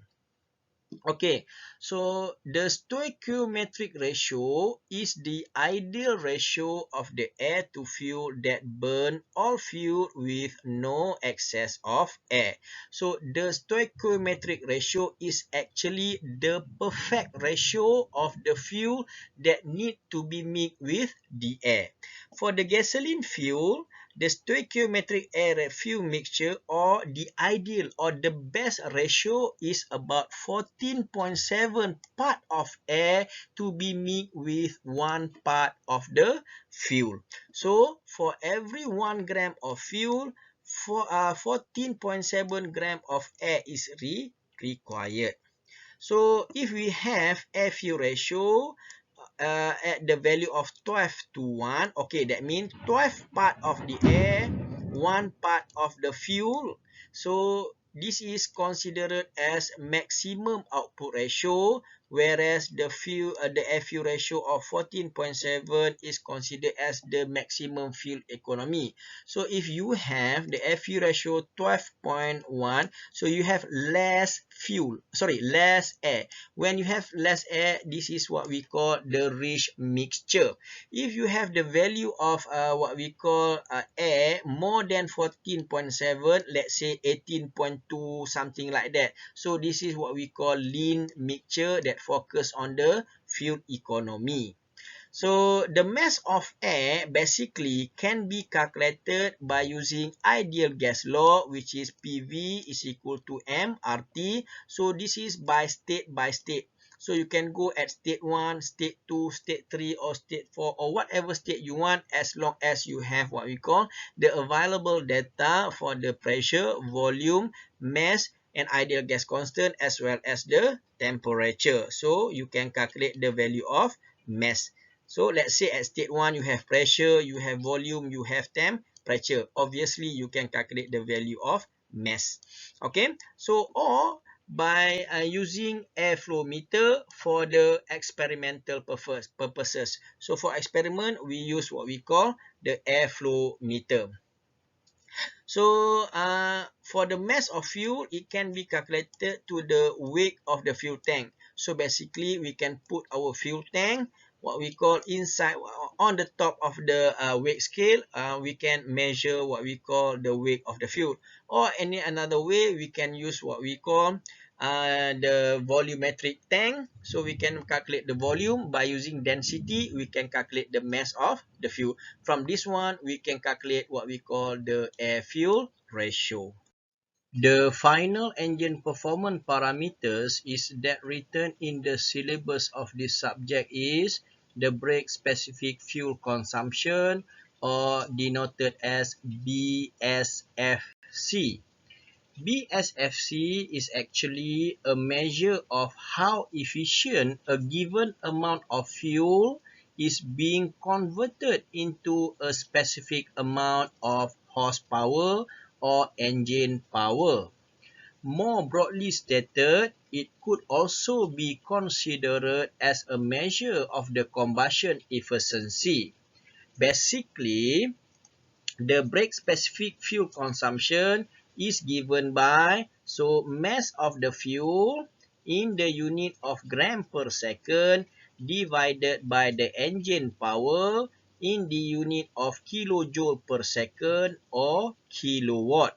Then we can calculate or convert the unit by multiply by 3600 of kilojoule per 1 kilowatt hour. So this will give the mass of fuel in the unit gram per kilogram multiplied by kilojoule over kilogram.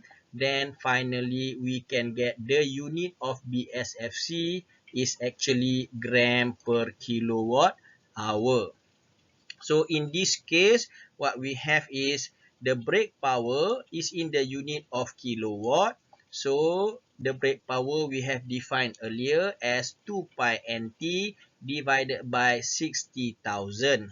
So the engine speed is written in revolution per minute and engine torque is equal to Newton meter.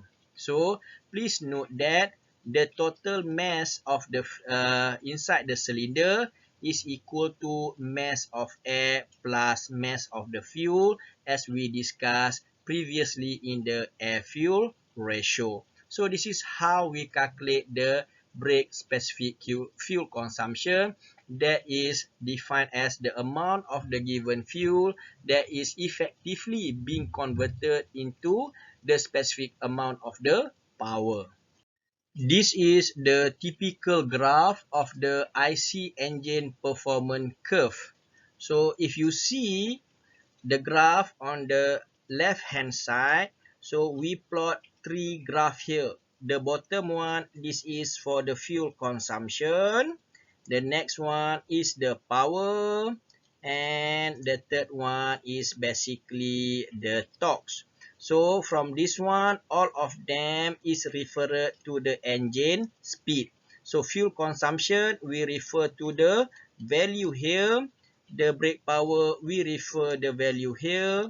And the torque, we refer to the value in here. From this one, we can define what we call the engine rated speed, or the best speed we should run for this engine. So in this case, we can see this is the higher or the peak torque, and going down here, so here. So this is in this region, the power, the torque is at very maximum, but the power is basically what we call increasing with a lower fuel consumption. Okay, so from this one, we can say that this engine is best run between 1200 RPM to 1800 RPM. However, if we want the higher engine power, then we need to run this engine at higher engine speed, which is approximately about 2200 RPM to 2400 RPM. Okay, the figure on the right hand side is also another way to plot the IC engine performance curve. So in this graph, as you can see, there is another parameter which is brake mean effective pressure also included in the graph. So for your information, the IC engine performance curve, we must plot all the parameter into one graph in order to see what we call the best engine speed. Similarly, so this is for fuel consumption, this is for the brake mean effective pressure, this is the torque, and this is for the engine power. So all of them are plotted in only one graph to see the best range of engine speed. This is actually sample problem 5.2. So this sample problem is to illustrate how we are going to solve the problem related to the Otto cycle. Okay, let us read the question. The first one, the question said, an Otto cycle having a compression ratio of 9 to 1. Please do remember this is actually not 9.1. This is 9 to 1. There are double column here. So that means the compression ratio is 9. Okay. Uses air as the working fluid. Initially, P1 is equal to 95 kilopascal, T1 is equal to 17 degrees Celsius, and volume at state 1 is equal to 0.312 liters. During heat additional processes, 0.315 kilojoule of heat is added into the system. So the question asks us, by using the constant specific heat at room temperature, determine all the temperature and pressure at each state.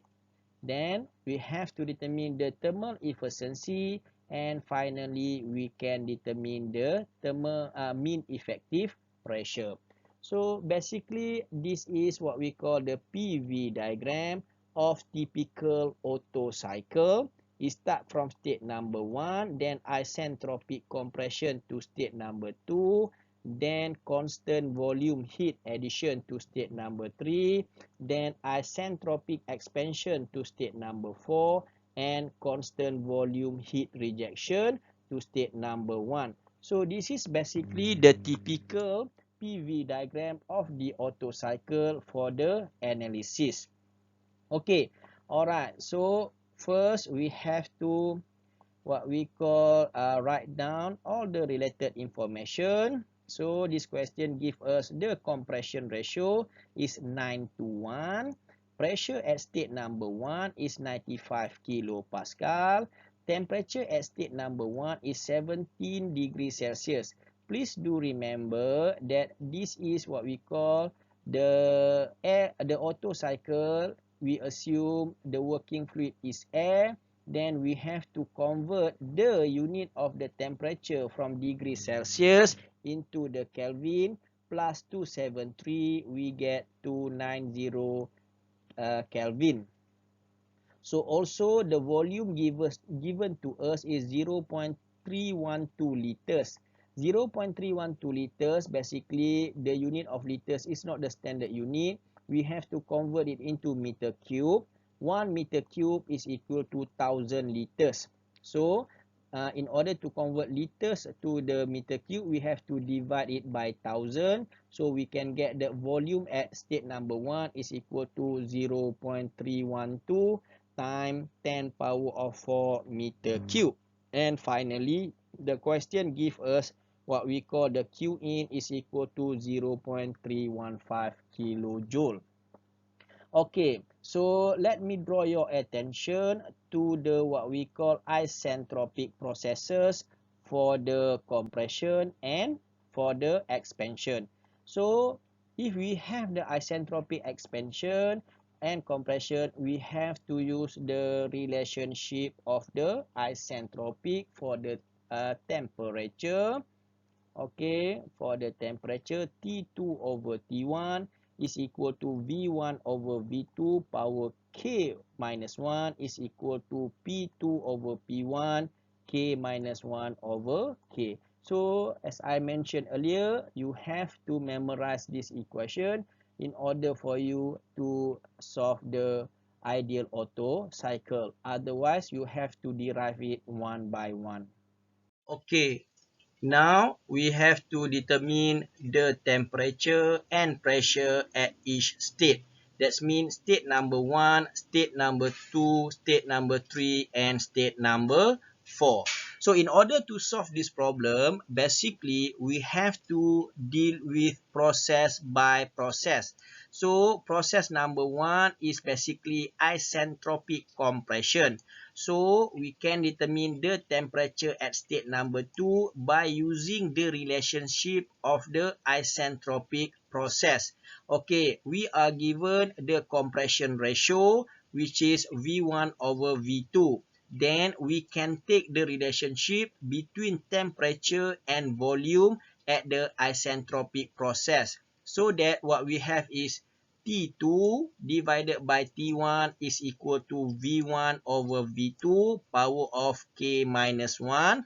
And we already know that V1 over V2 is basically the compression ratio RV. So it will become RVK minus 1. We can rearrange this equation because we want to determine T2. So T2 is equal to T1 times compression ratio power K minus 1. Substitute the value of T1, which is 290, and compression ratio is equal to 1 and K is equal to 1.4. Please do remember the question asks us to use what we call constant specific heat at room temperature. So the value of K must be 1.4. Referring to our property table. So based on the calculation, we can get that the value of T2 is equal to 698.4 Kelvin. So this is how we are going to determine the temperature between the process 1 to 2, which is isentropic compression. Okay, now we can determine the pressure at the state 2 also by using the equation of isentropic. So now we want to determine pressure. So we have to make a relationship between pressure and volume. So the relationship between pressure and volume under the isentropic process is P2 over P1 is equal to V1 over V2 power of K. So we already know that V1 is equal to RV. Then it is P2 over P1 is equal to RV power of K. Rearrange this equation to determine the P2. We can get P2 is equal to P1 times RV power of K. So substitute the value of P1, which is 95, and RV is equal to 9 and K is equal to 1.4. What we get is P2 is equal to 2059.032 kilopascal. That is the value of the pressure at state number 2. Next, we move on to the process 2 to 3, which is this process is basically constant volume heat addition. So in this process, we already defined that Q2 to 3, which is Q in, is equal to mass multiplied by CV. Please do remember, now our value of CV is equal to 0.718 multiplied by T3 minus T2. The volume of the cylinder can be calculated by using the IGL, or this is ideal gas law. At state number 1, this is equal to P1, V1 is equal to MRT1. So then, if we want to determine the mass, we rearrange the ideal gas law equation. So mass is equal to P1 V1 multiplied by RT1. So here we can substitute the value of P1, which is 95. The value of V1, 3.12 times 10 power of negative 4. The value of R, 0.287. This is also we refer to the table at the temperature of 300 Kelvin. And T1 is equal to 290. From this one, we can get the mass of 3.561 times 10 power of negative 4 kilogram. So that is the value of the mass.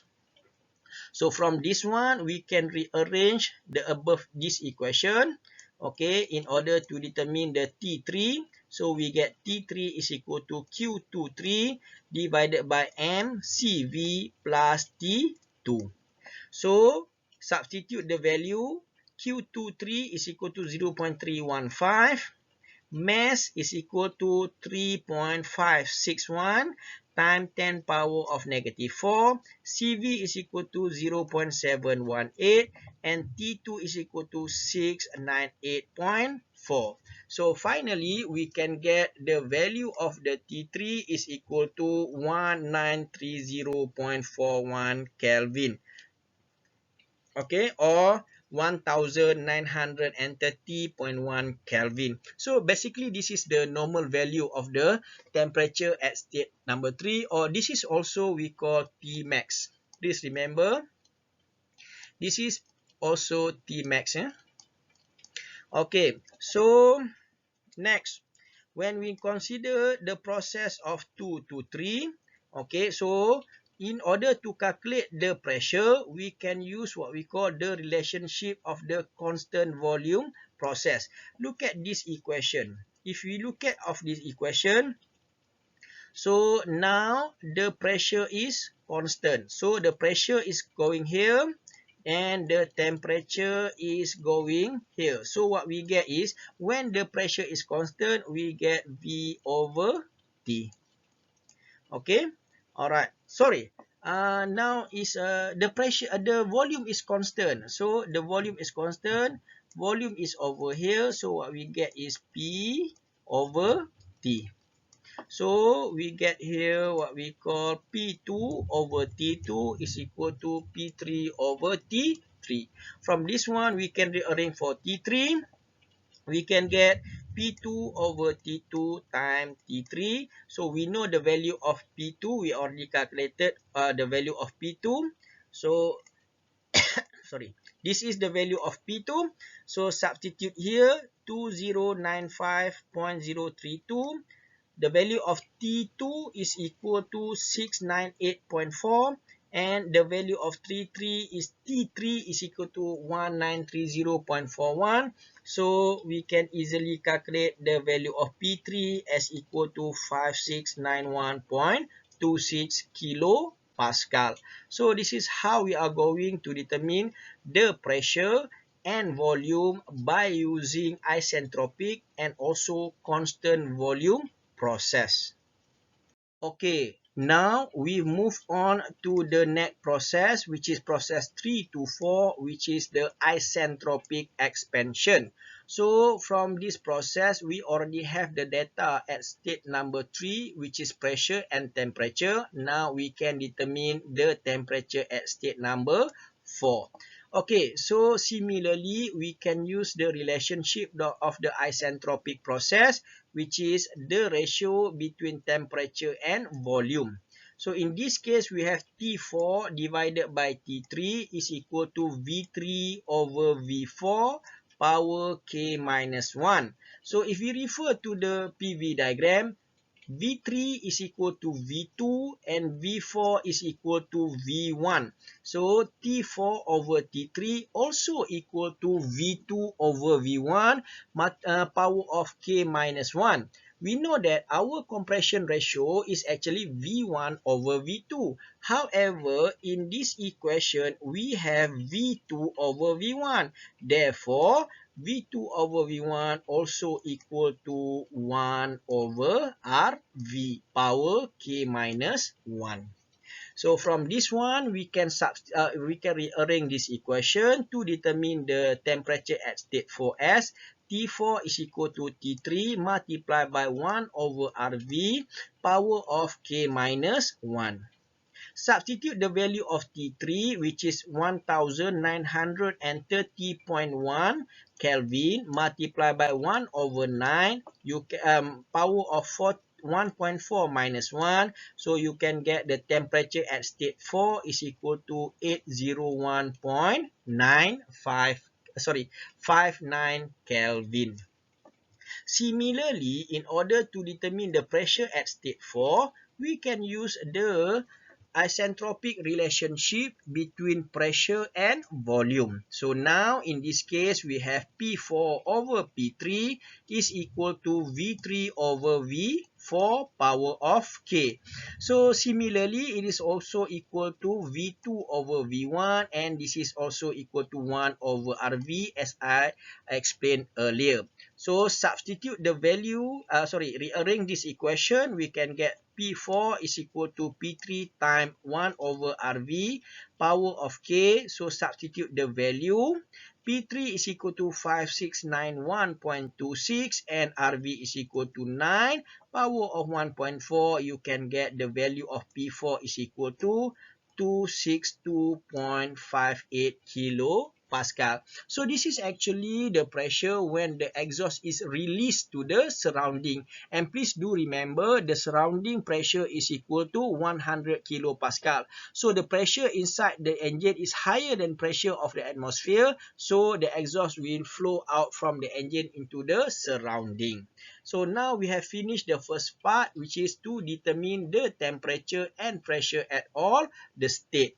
So next component we have to determine is basically the thermal efficiency of the cycle. So in general, we have two ways to calculate the thermal efficiency of the cycles. Okay, the first one by the derivation that I shown you earlier. So which is the thermal efficiency of the Otto cycle is equal to 1 minus 1 over RV K power of K minus 1. So this is what we call equation only required one component, which is the compression ratio. We already know the compression ratio. Now we can substitute the compression ratio into the equation, which is 9, and we can easily get the Otto cycle of 0.5848.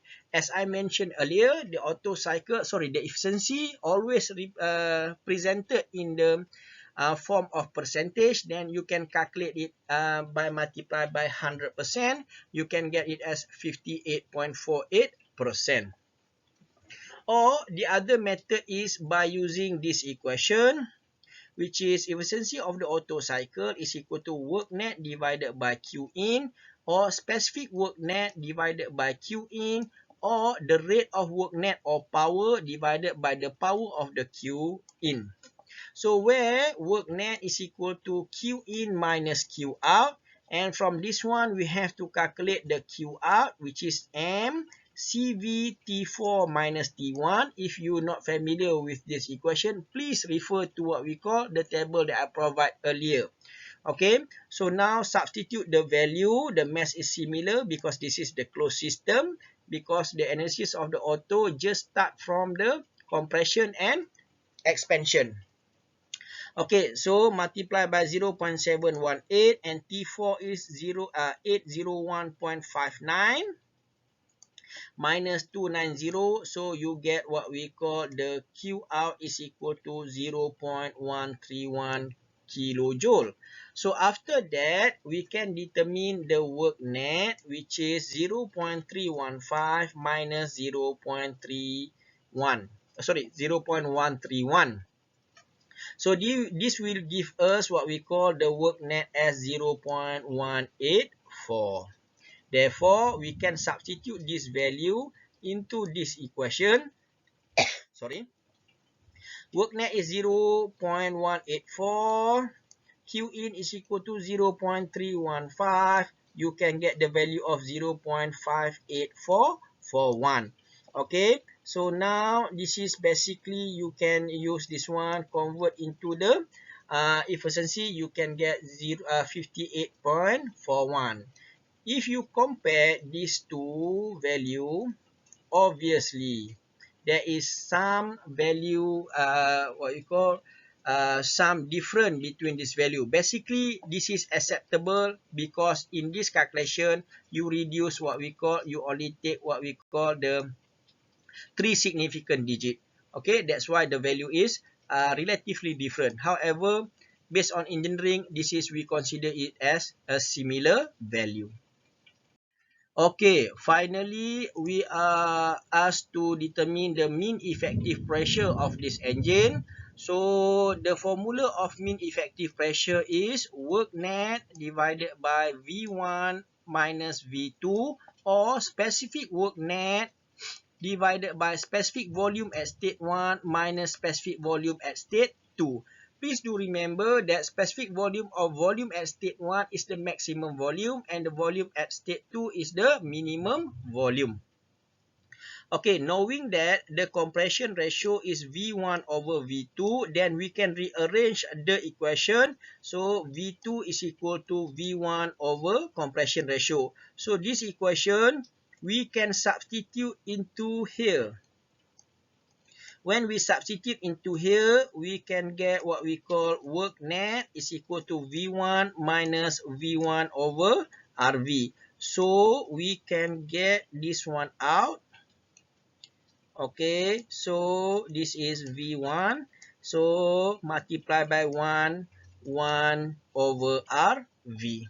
So we already calculate the work net earlier. So we can easily plug in into this equation. The MEP is equal to 0.184 divided by the volume at state number 1, 3.12 times 10 power of negative 4, multiplied by 1 minus 1 over 9. So this will give us the value of MEP of 663.46 kilo Pascal. So this is how we solve what we call the ideal Otto cycle. As a conclusion, in this what we call problem, you really need to memorize the equation of the isentropy, which is T2 over T1 is equal to compression ratio power K minus 1. So you have to remember clearly so that we can use easily in our our problem of the Otto cycle. This is a practice problem 5.1 for the Otto cycle. There are 3 questions here, so please complete all of them. This is another 2 questions regarding to the Otto cycle under the practice problem 5.1. Please complete the entire sample problem to test your understanding. Any problem arise from this practice problem, please ask in our group WhatsApp.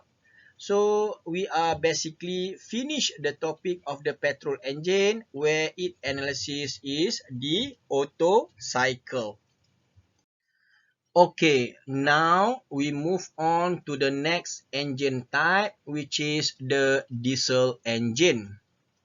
The diesel engine, or correctly known as a compression ignition engine or CI engine, is actually an internal combustion engine in which ignition of the fuel that has been injected into the combustion chamber is caused by the high temperature, which is a gas achieved in the air when greatly compressed in the adiabatic compression.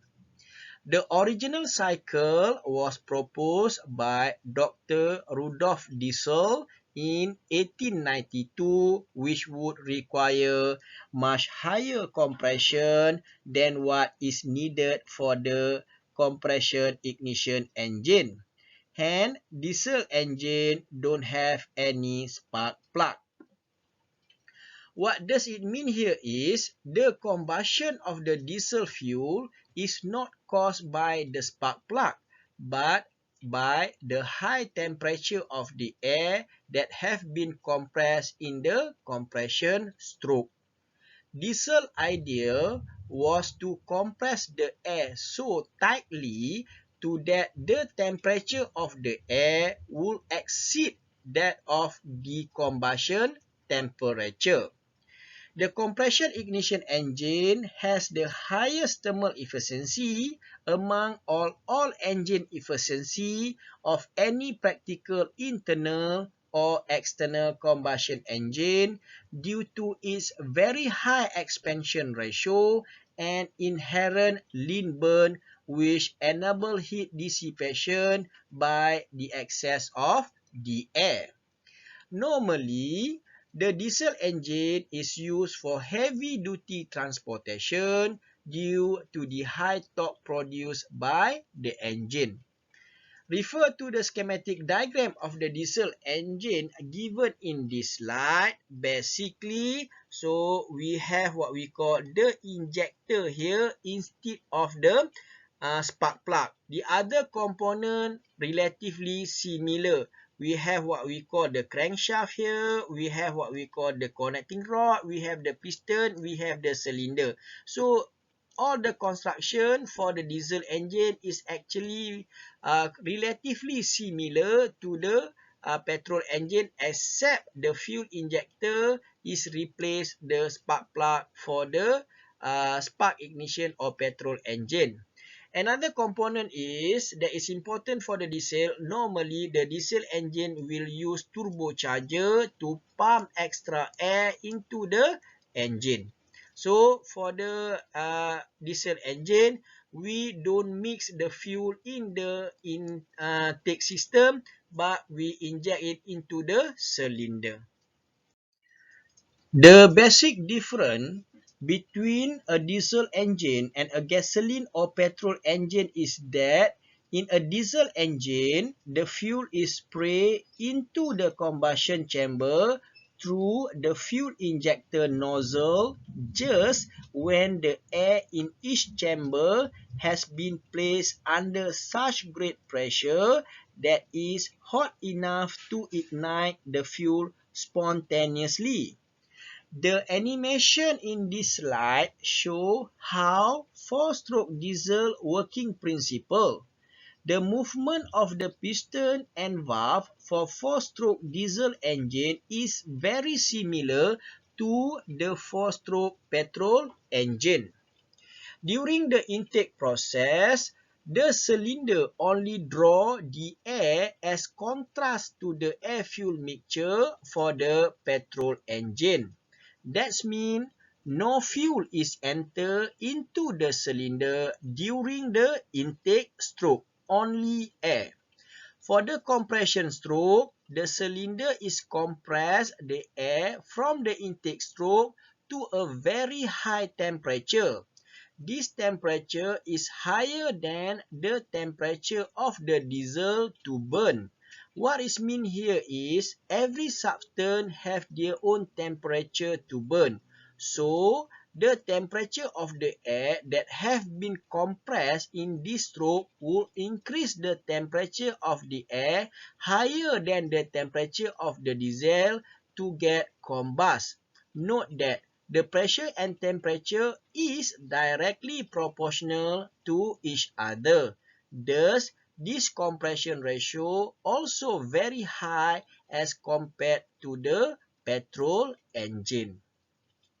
Next, during the power stroke, at top dead center, the fuel is injected by using the injector and it will spray the diesel fuel bit by bit continuously for a some period of time into the compressed hot air.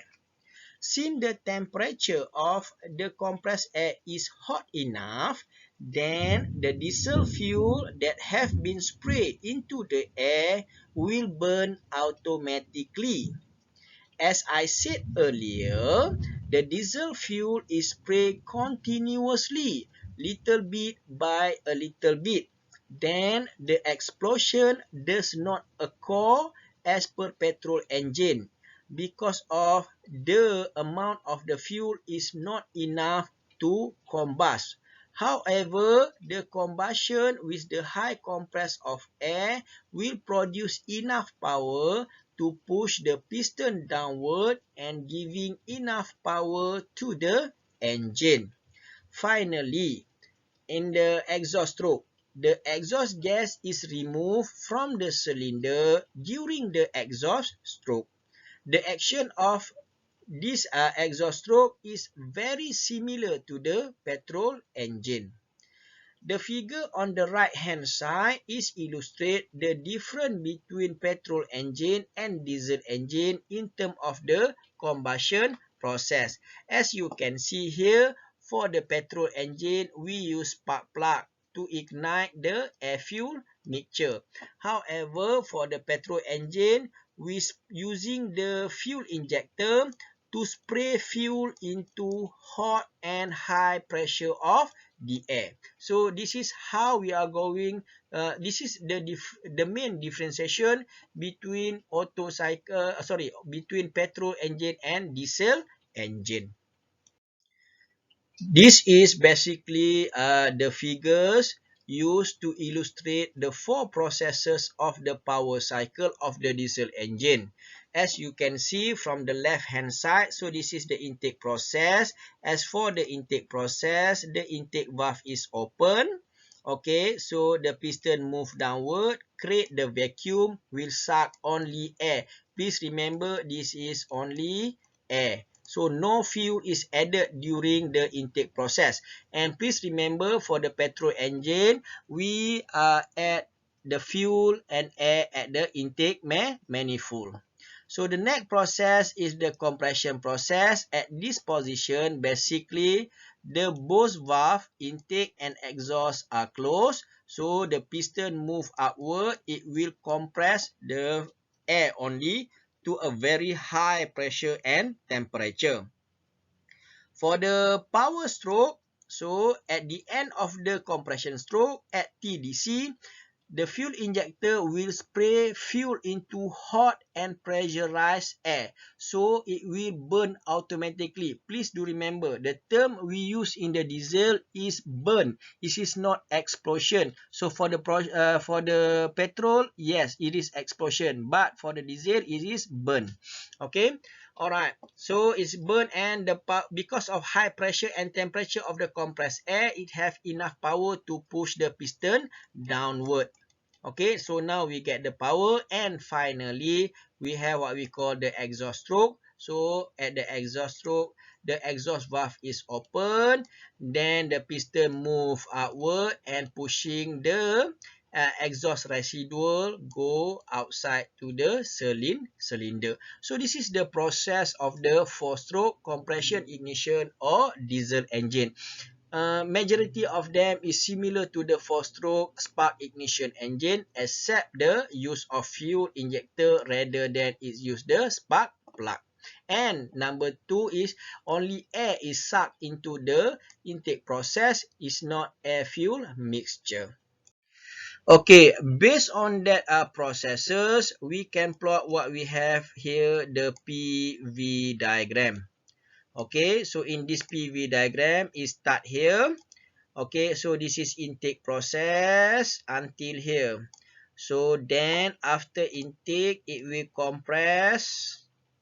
Okay, follow this line until here. So when this here, the fuel is injected. So when the fuel is injected, then it will burn. Okay, because the fuel is injected little bit by little bit, it will burn little bit by little bit. And here finish of fuel combustion or fuel injection is finished here, and then the power is produced here, pushing the piston downward until here.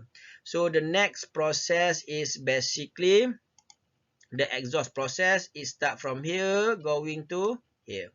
So from this one, the diesel also use the concept of basic consideration in an thermodynamic analysis, similar to what have been done by Otto. So what the diesel did is basically, so the first the first process and the fourth process, which is intake, a core below the atmospheric pressure, and exhaust a core above the atmospheric pressure. So this term has been cancelled out by the diesel, as it has been cancelled out by the Otto. So number one. Number two, this what we call compression. Sorry, let me.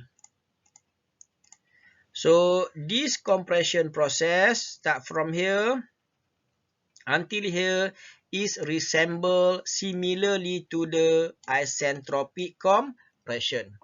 Okay, now for the what we call fuel injection system.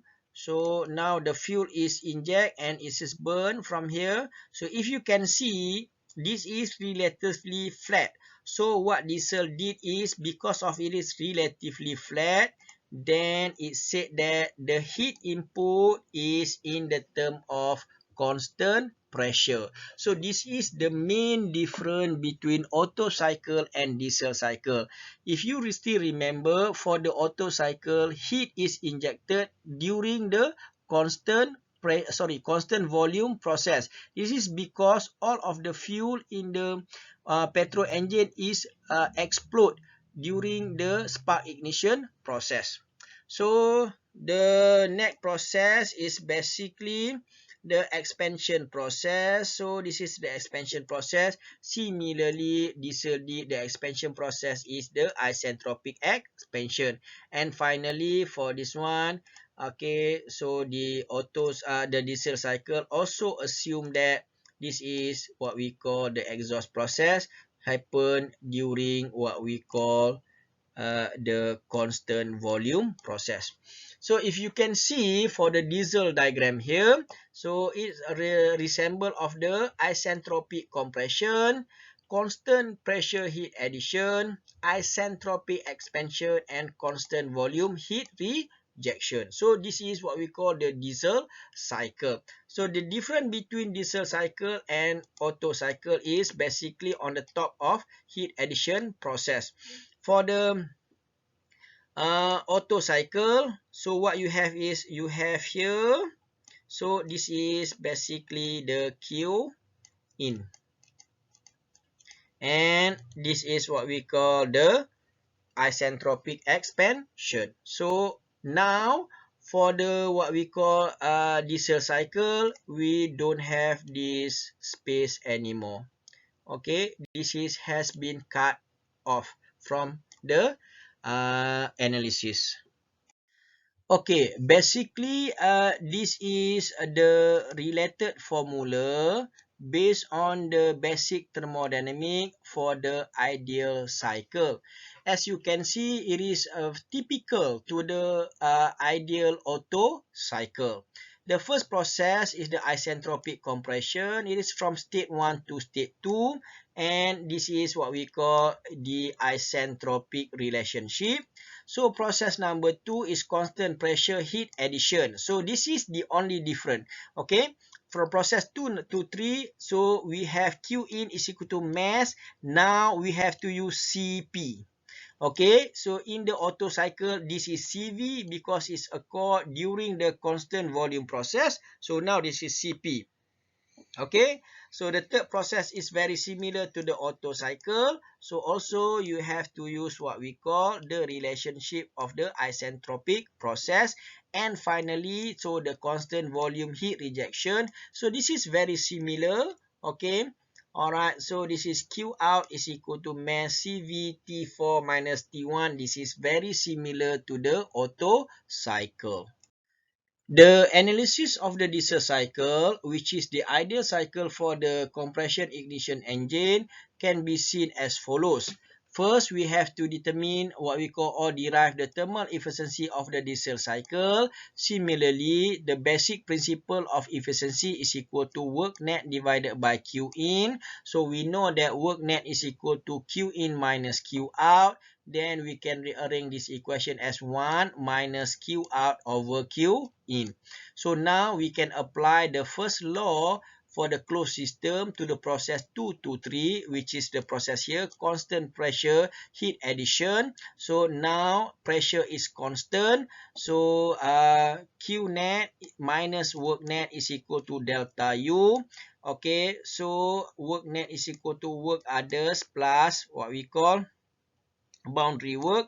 So this one, okay, so this is equal to 0, but we can integrate P dV. Okay, so now we have the change of dV.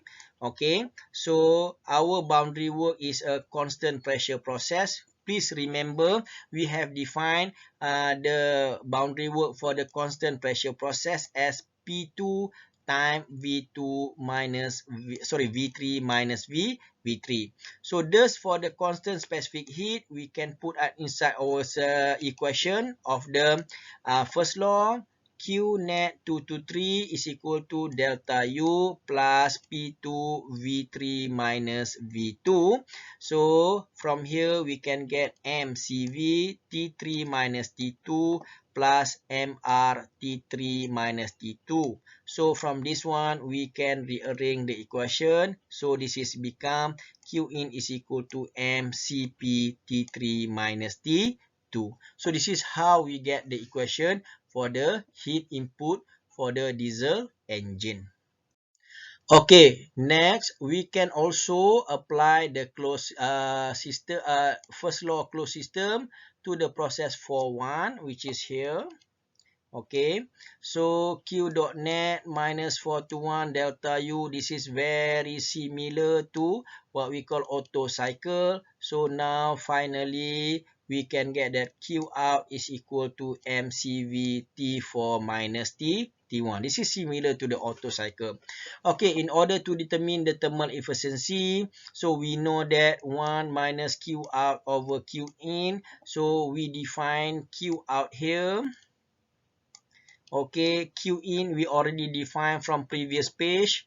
Okay, so put inside this equation. So we get MCV T4 minus T1 divided by MCP T3 minus T2. So now what we can cancel on the mass. So we cannot cancel CV and CP. So between state 1 and state 4, we can make a relationship as P4 multiplied by V4 divided by T4 is equal to P1 multiplied by V1 over T1. Okay, so now we already know that this is okay from state 1 to state 4 or state 4 to state 1. V4 is equal to V1. We can cancel out the V. Okay, now what we have here is equal to T4 divided by T1 is equal to P4 divided by P1.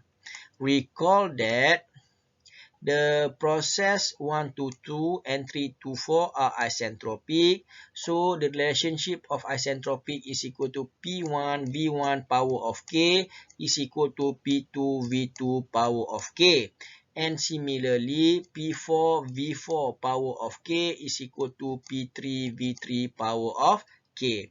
And because of V4 is equal to V1 and P3 is equal to P2, please remember, so this is constant pressure process. So P3 is equal to the P2. Okay, we divide the second equation by the first equation and now we obtain P4 over T4 is equal to V3 over V2. So from this one, we can define a new property. We call it the cut-off ratio, or we write it as RC, where RC is equal to specific volume at state number 3 divided by specific volume at state number 2, or volume at state number 3, okay, divided by volume at state number 2. So now we put here, so we can get, we already have here V3 over V2. So we already define here is RC. So this is cut-off ratio power of K. That's why I want to use RV in our equation. So RV is compression ratio, RC is the cut-off ratio. So therefore, we can substitute all the equation related into the equation.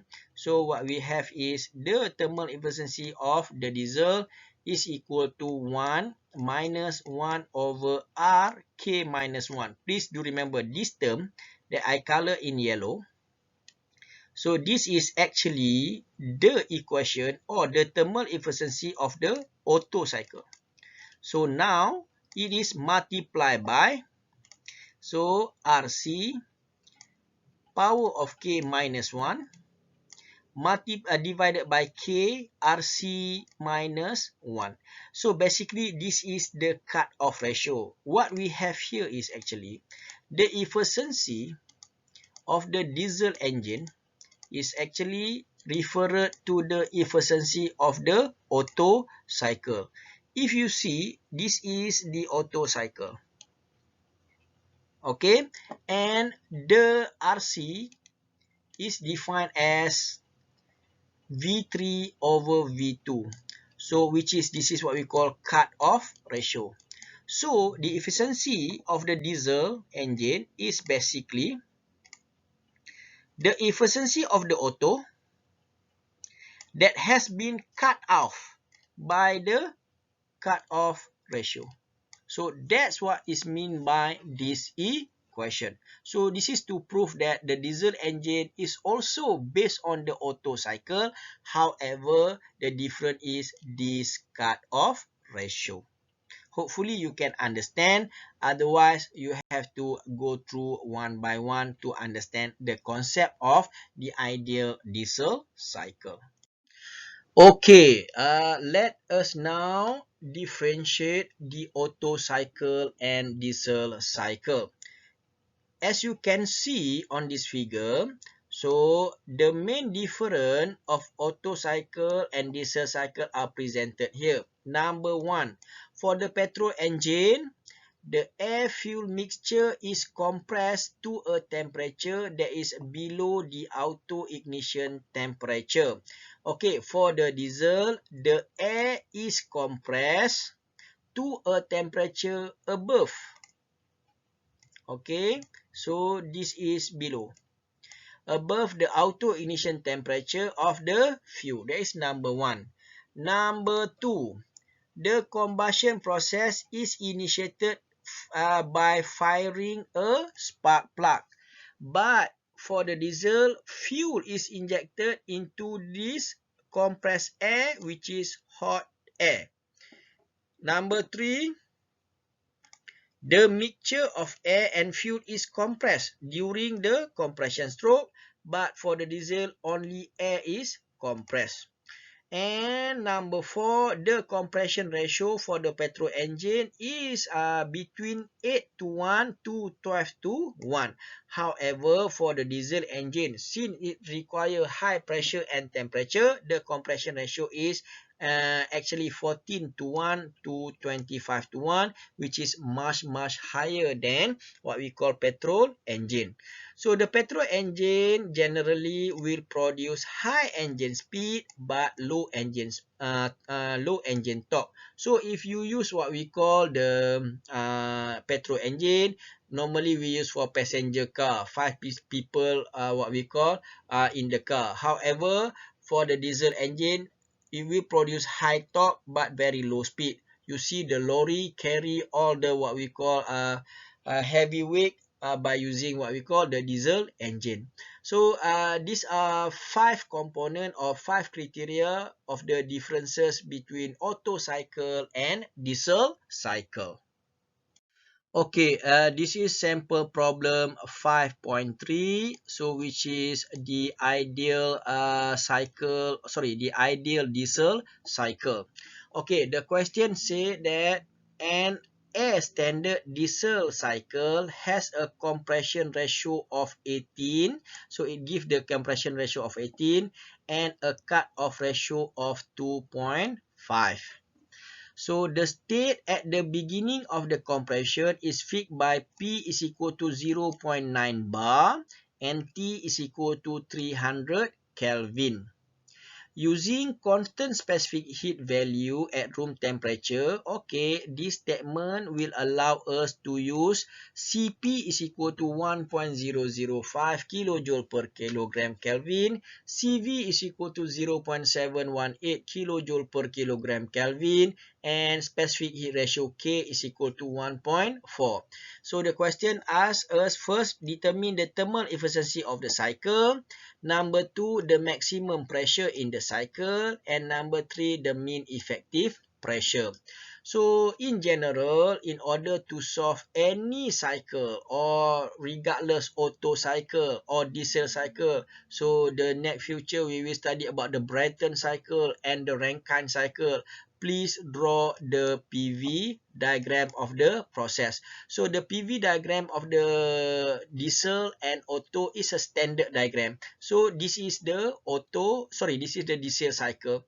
So isentropic compression, constant pressure heat addition, isentropic expansion, and constant volume heat rejection. So this is the standard what we call version of the PV diagram for the diesel cycle.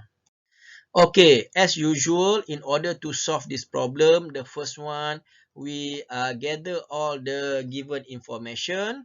So the question gives us the compression ratio is 18:1.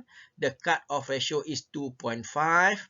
So pressure at state number 1 is 0.9 bar, which is actually 90 kilobar. Please learn how to convert the unit. And then the temperature at state 1 is equal to 300 Kelvin. And also it said that we can use the constant specific heat at room temperature. Cp is equal to 1.005 kilojoule per kilogram Kelvin. Cv is equal to 0.718 kilojoule per kilogram Kelvin. And K 1.4. So this is the typical PV diagram for the diesel engine. So similar to the Otto cycle, we solve the problem of diesel engine by using process by process. So first we go to the process 1 to 2, which is the isentropic compression. So similar to the Otto cycle, we can use the isentropic relationship. So the temperature at state 2 is calculated by T2 over T1, V1 over V2 power of K minus 1. So we know that V1 over V2 is the compression ratio, which is RV. So this is RV K power RV power of K minus 1.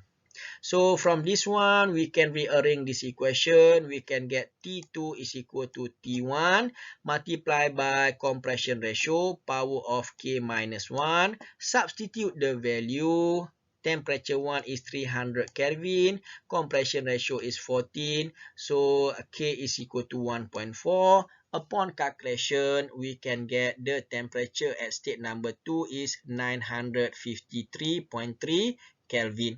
So this temperature is basically high enough in order to burn the fuel when it is injected into the cylinder.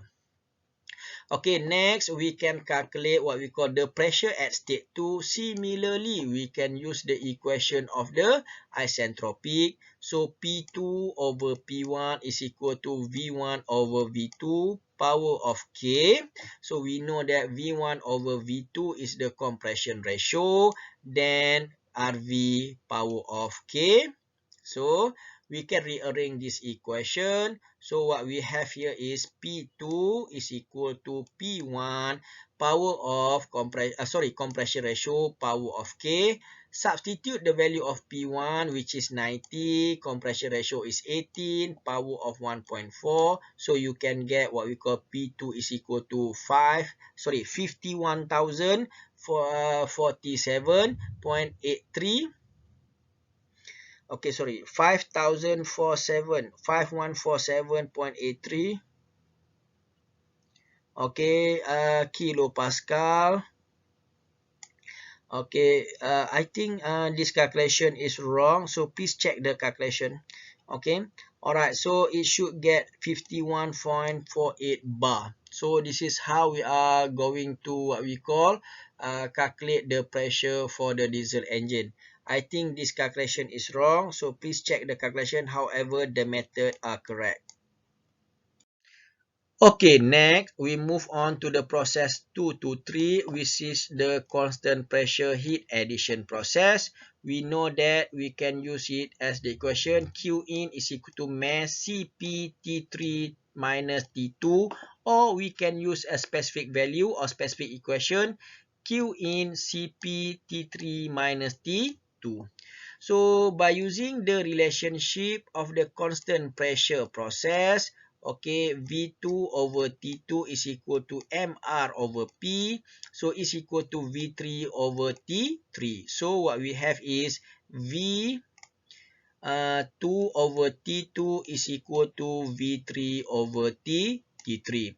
So we can rearrange this equation. Now we can determine the value of T3 as V3 over V2 multiplied by T2. So knowing that the V3 over V2 is actually the cut-off ratio, then the T3 can be calculated as cut-off ratio multiplied by T2. So that substitute the value of cut-off ratio 2.5 and the temperature at state 2 953.3. So what we have temperature at state 3 is 2385.25 Kelvin. Thus, we can substitute into this equation or in this equation. So basically, this is the equation of heat input, but this is the equation of specific heat input. However, for the heat input, we don't have the value of mass. So if you want to calculate the value of mass, you can calculate by using PV is equal to MRT. So if you don't want to calculate, so we can use what we call the equation of specific heat. So specific heat is equal to Cp multiplied by T3 minus T2. Sorry. So substitute the value of Cp 1.005 kilojoule per kilogram Kelvin multiplied by 2385.25 minus 953.3. So we get the specific heat input into the engine is equal to 1437.4. So this is how we calculate the process 2 to 3 for the diesel cycle. Okay, the next process is process 3 to 4, which is the isentropic expansion. Similarly, we can use the isentropic equation. T4 over T3 is equal to V3 over V4. So this is equal to V3 over V1. If you refer to the PV diagram, V1 is equal to V4. Okay, now we don't have a ratio of V3 over V1. So what we have to do now, we can use what we call the chain rule. Okay, we can use the chain rule. So V3 over V1 is actually equal to V3 over V2 multiplied by V2 over V1. If you can see here, this is the chain rule. So we can cancel out the V2. Okay, so it will become V3 over V1. So this is the chain rule. So we know that V3 over V2 is actually the cut-off ratio and compression ratio is equal to V1 over V2. So when we use V2 over V1, this is actually just 1 over RV. Okay, so thus V3 over V1 is similar to RC, which is cut-off ratio divided by the compression ratio. Okay, so that we can calculate the temperature at state number 4 as a T3 multiplied by RC over RV power of K minus 1. So substitute the value. T3 is equal to 2385.25 multiply 2.5 over 18 power of 0.4.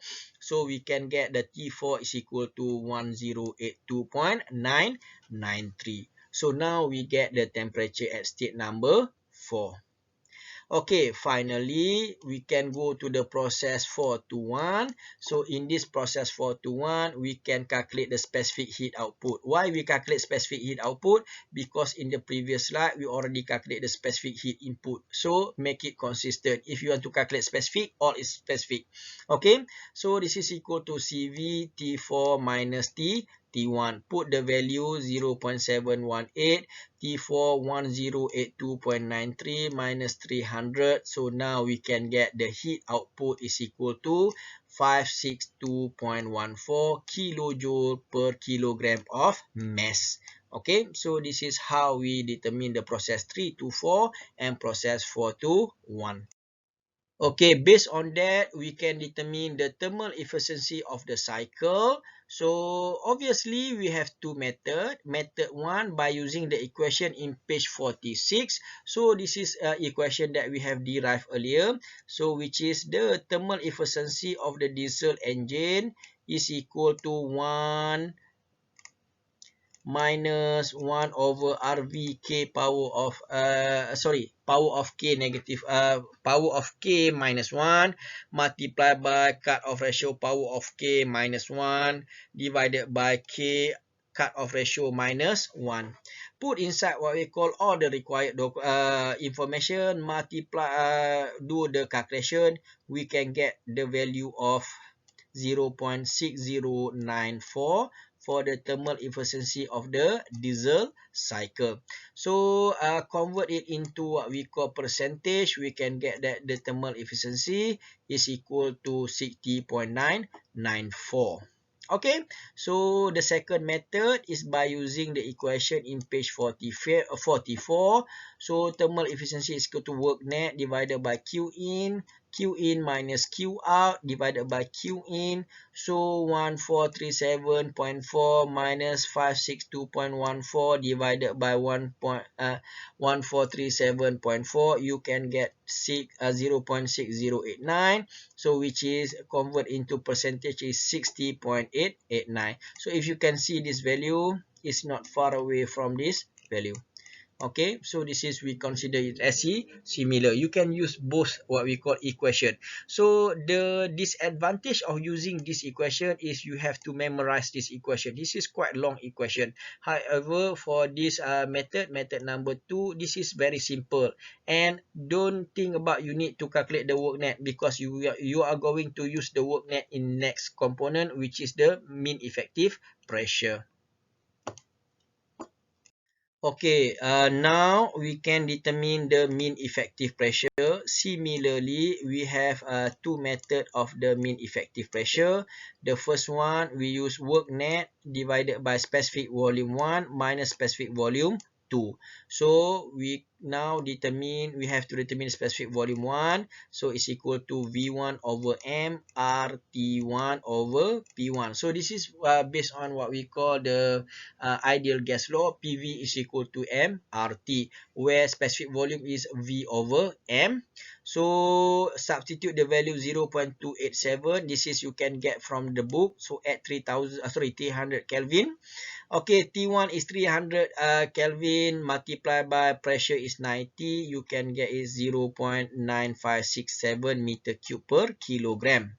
So also you can determine as state number 2. State number 2 is equal to, okay, state number 2 is equal to V2 is equal to V2 over M RT2 over P2.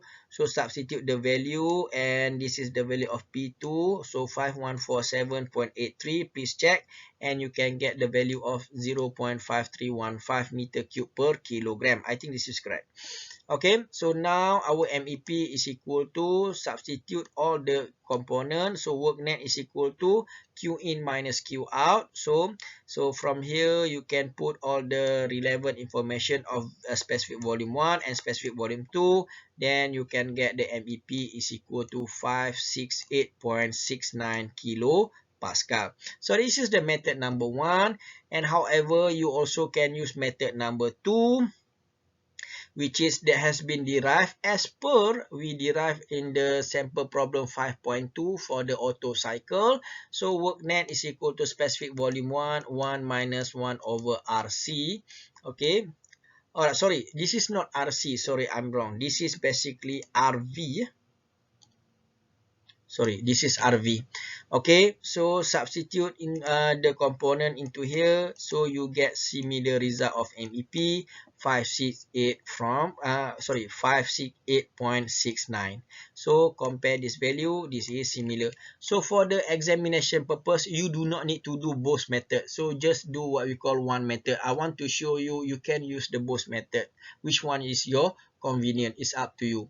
Okay, as a conclusion, this is how we are what we call define, or we are using we are solving the ideal diesel cycle.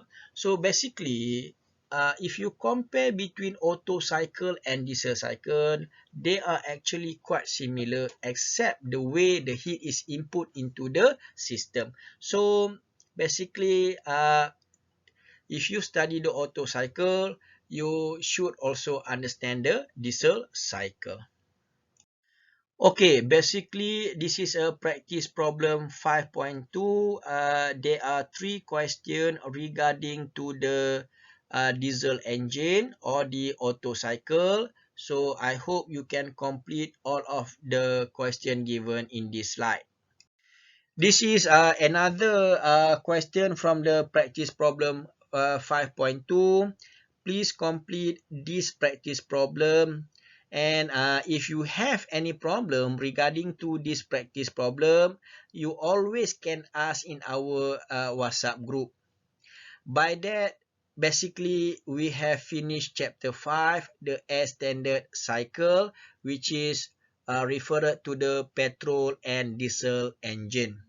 So by that, I would like to say thank you very much for your attention and please stay safe wherever you are. Wassalamu. Thank you.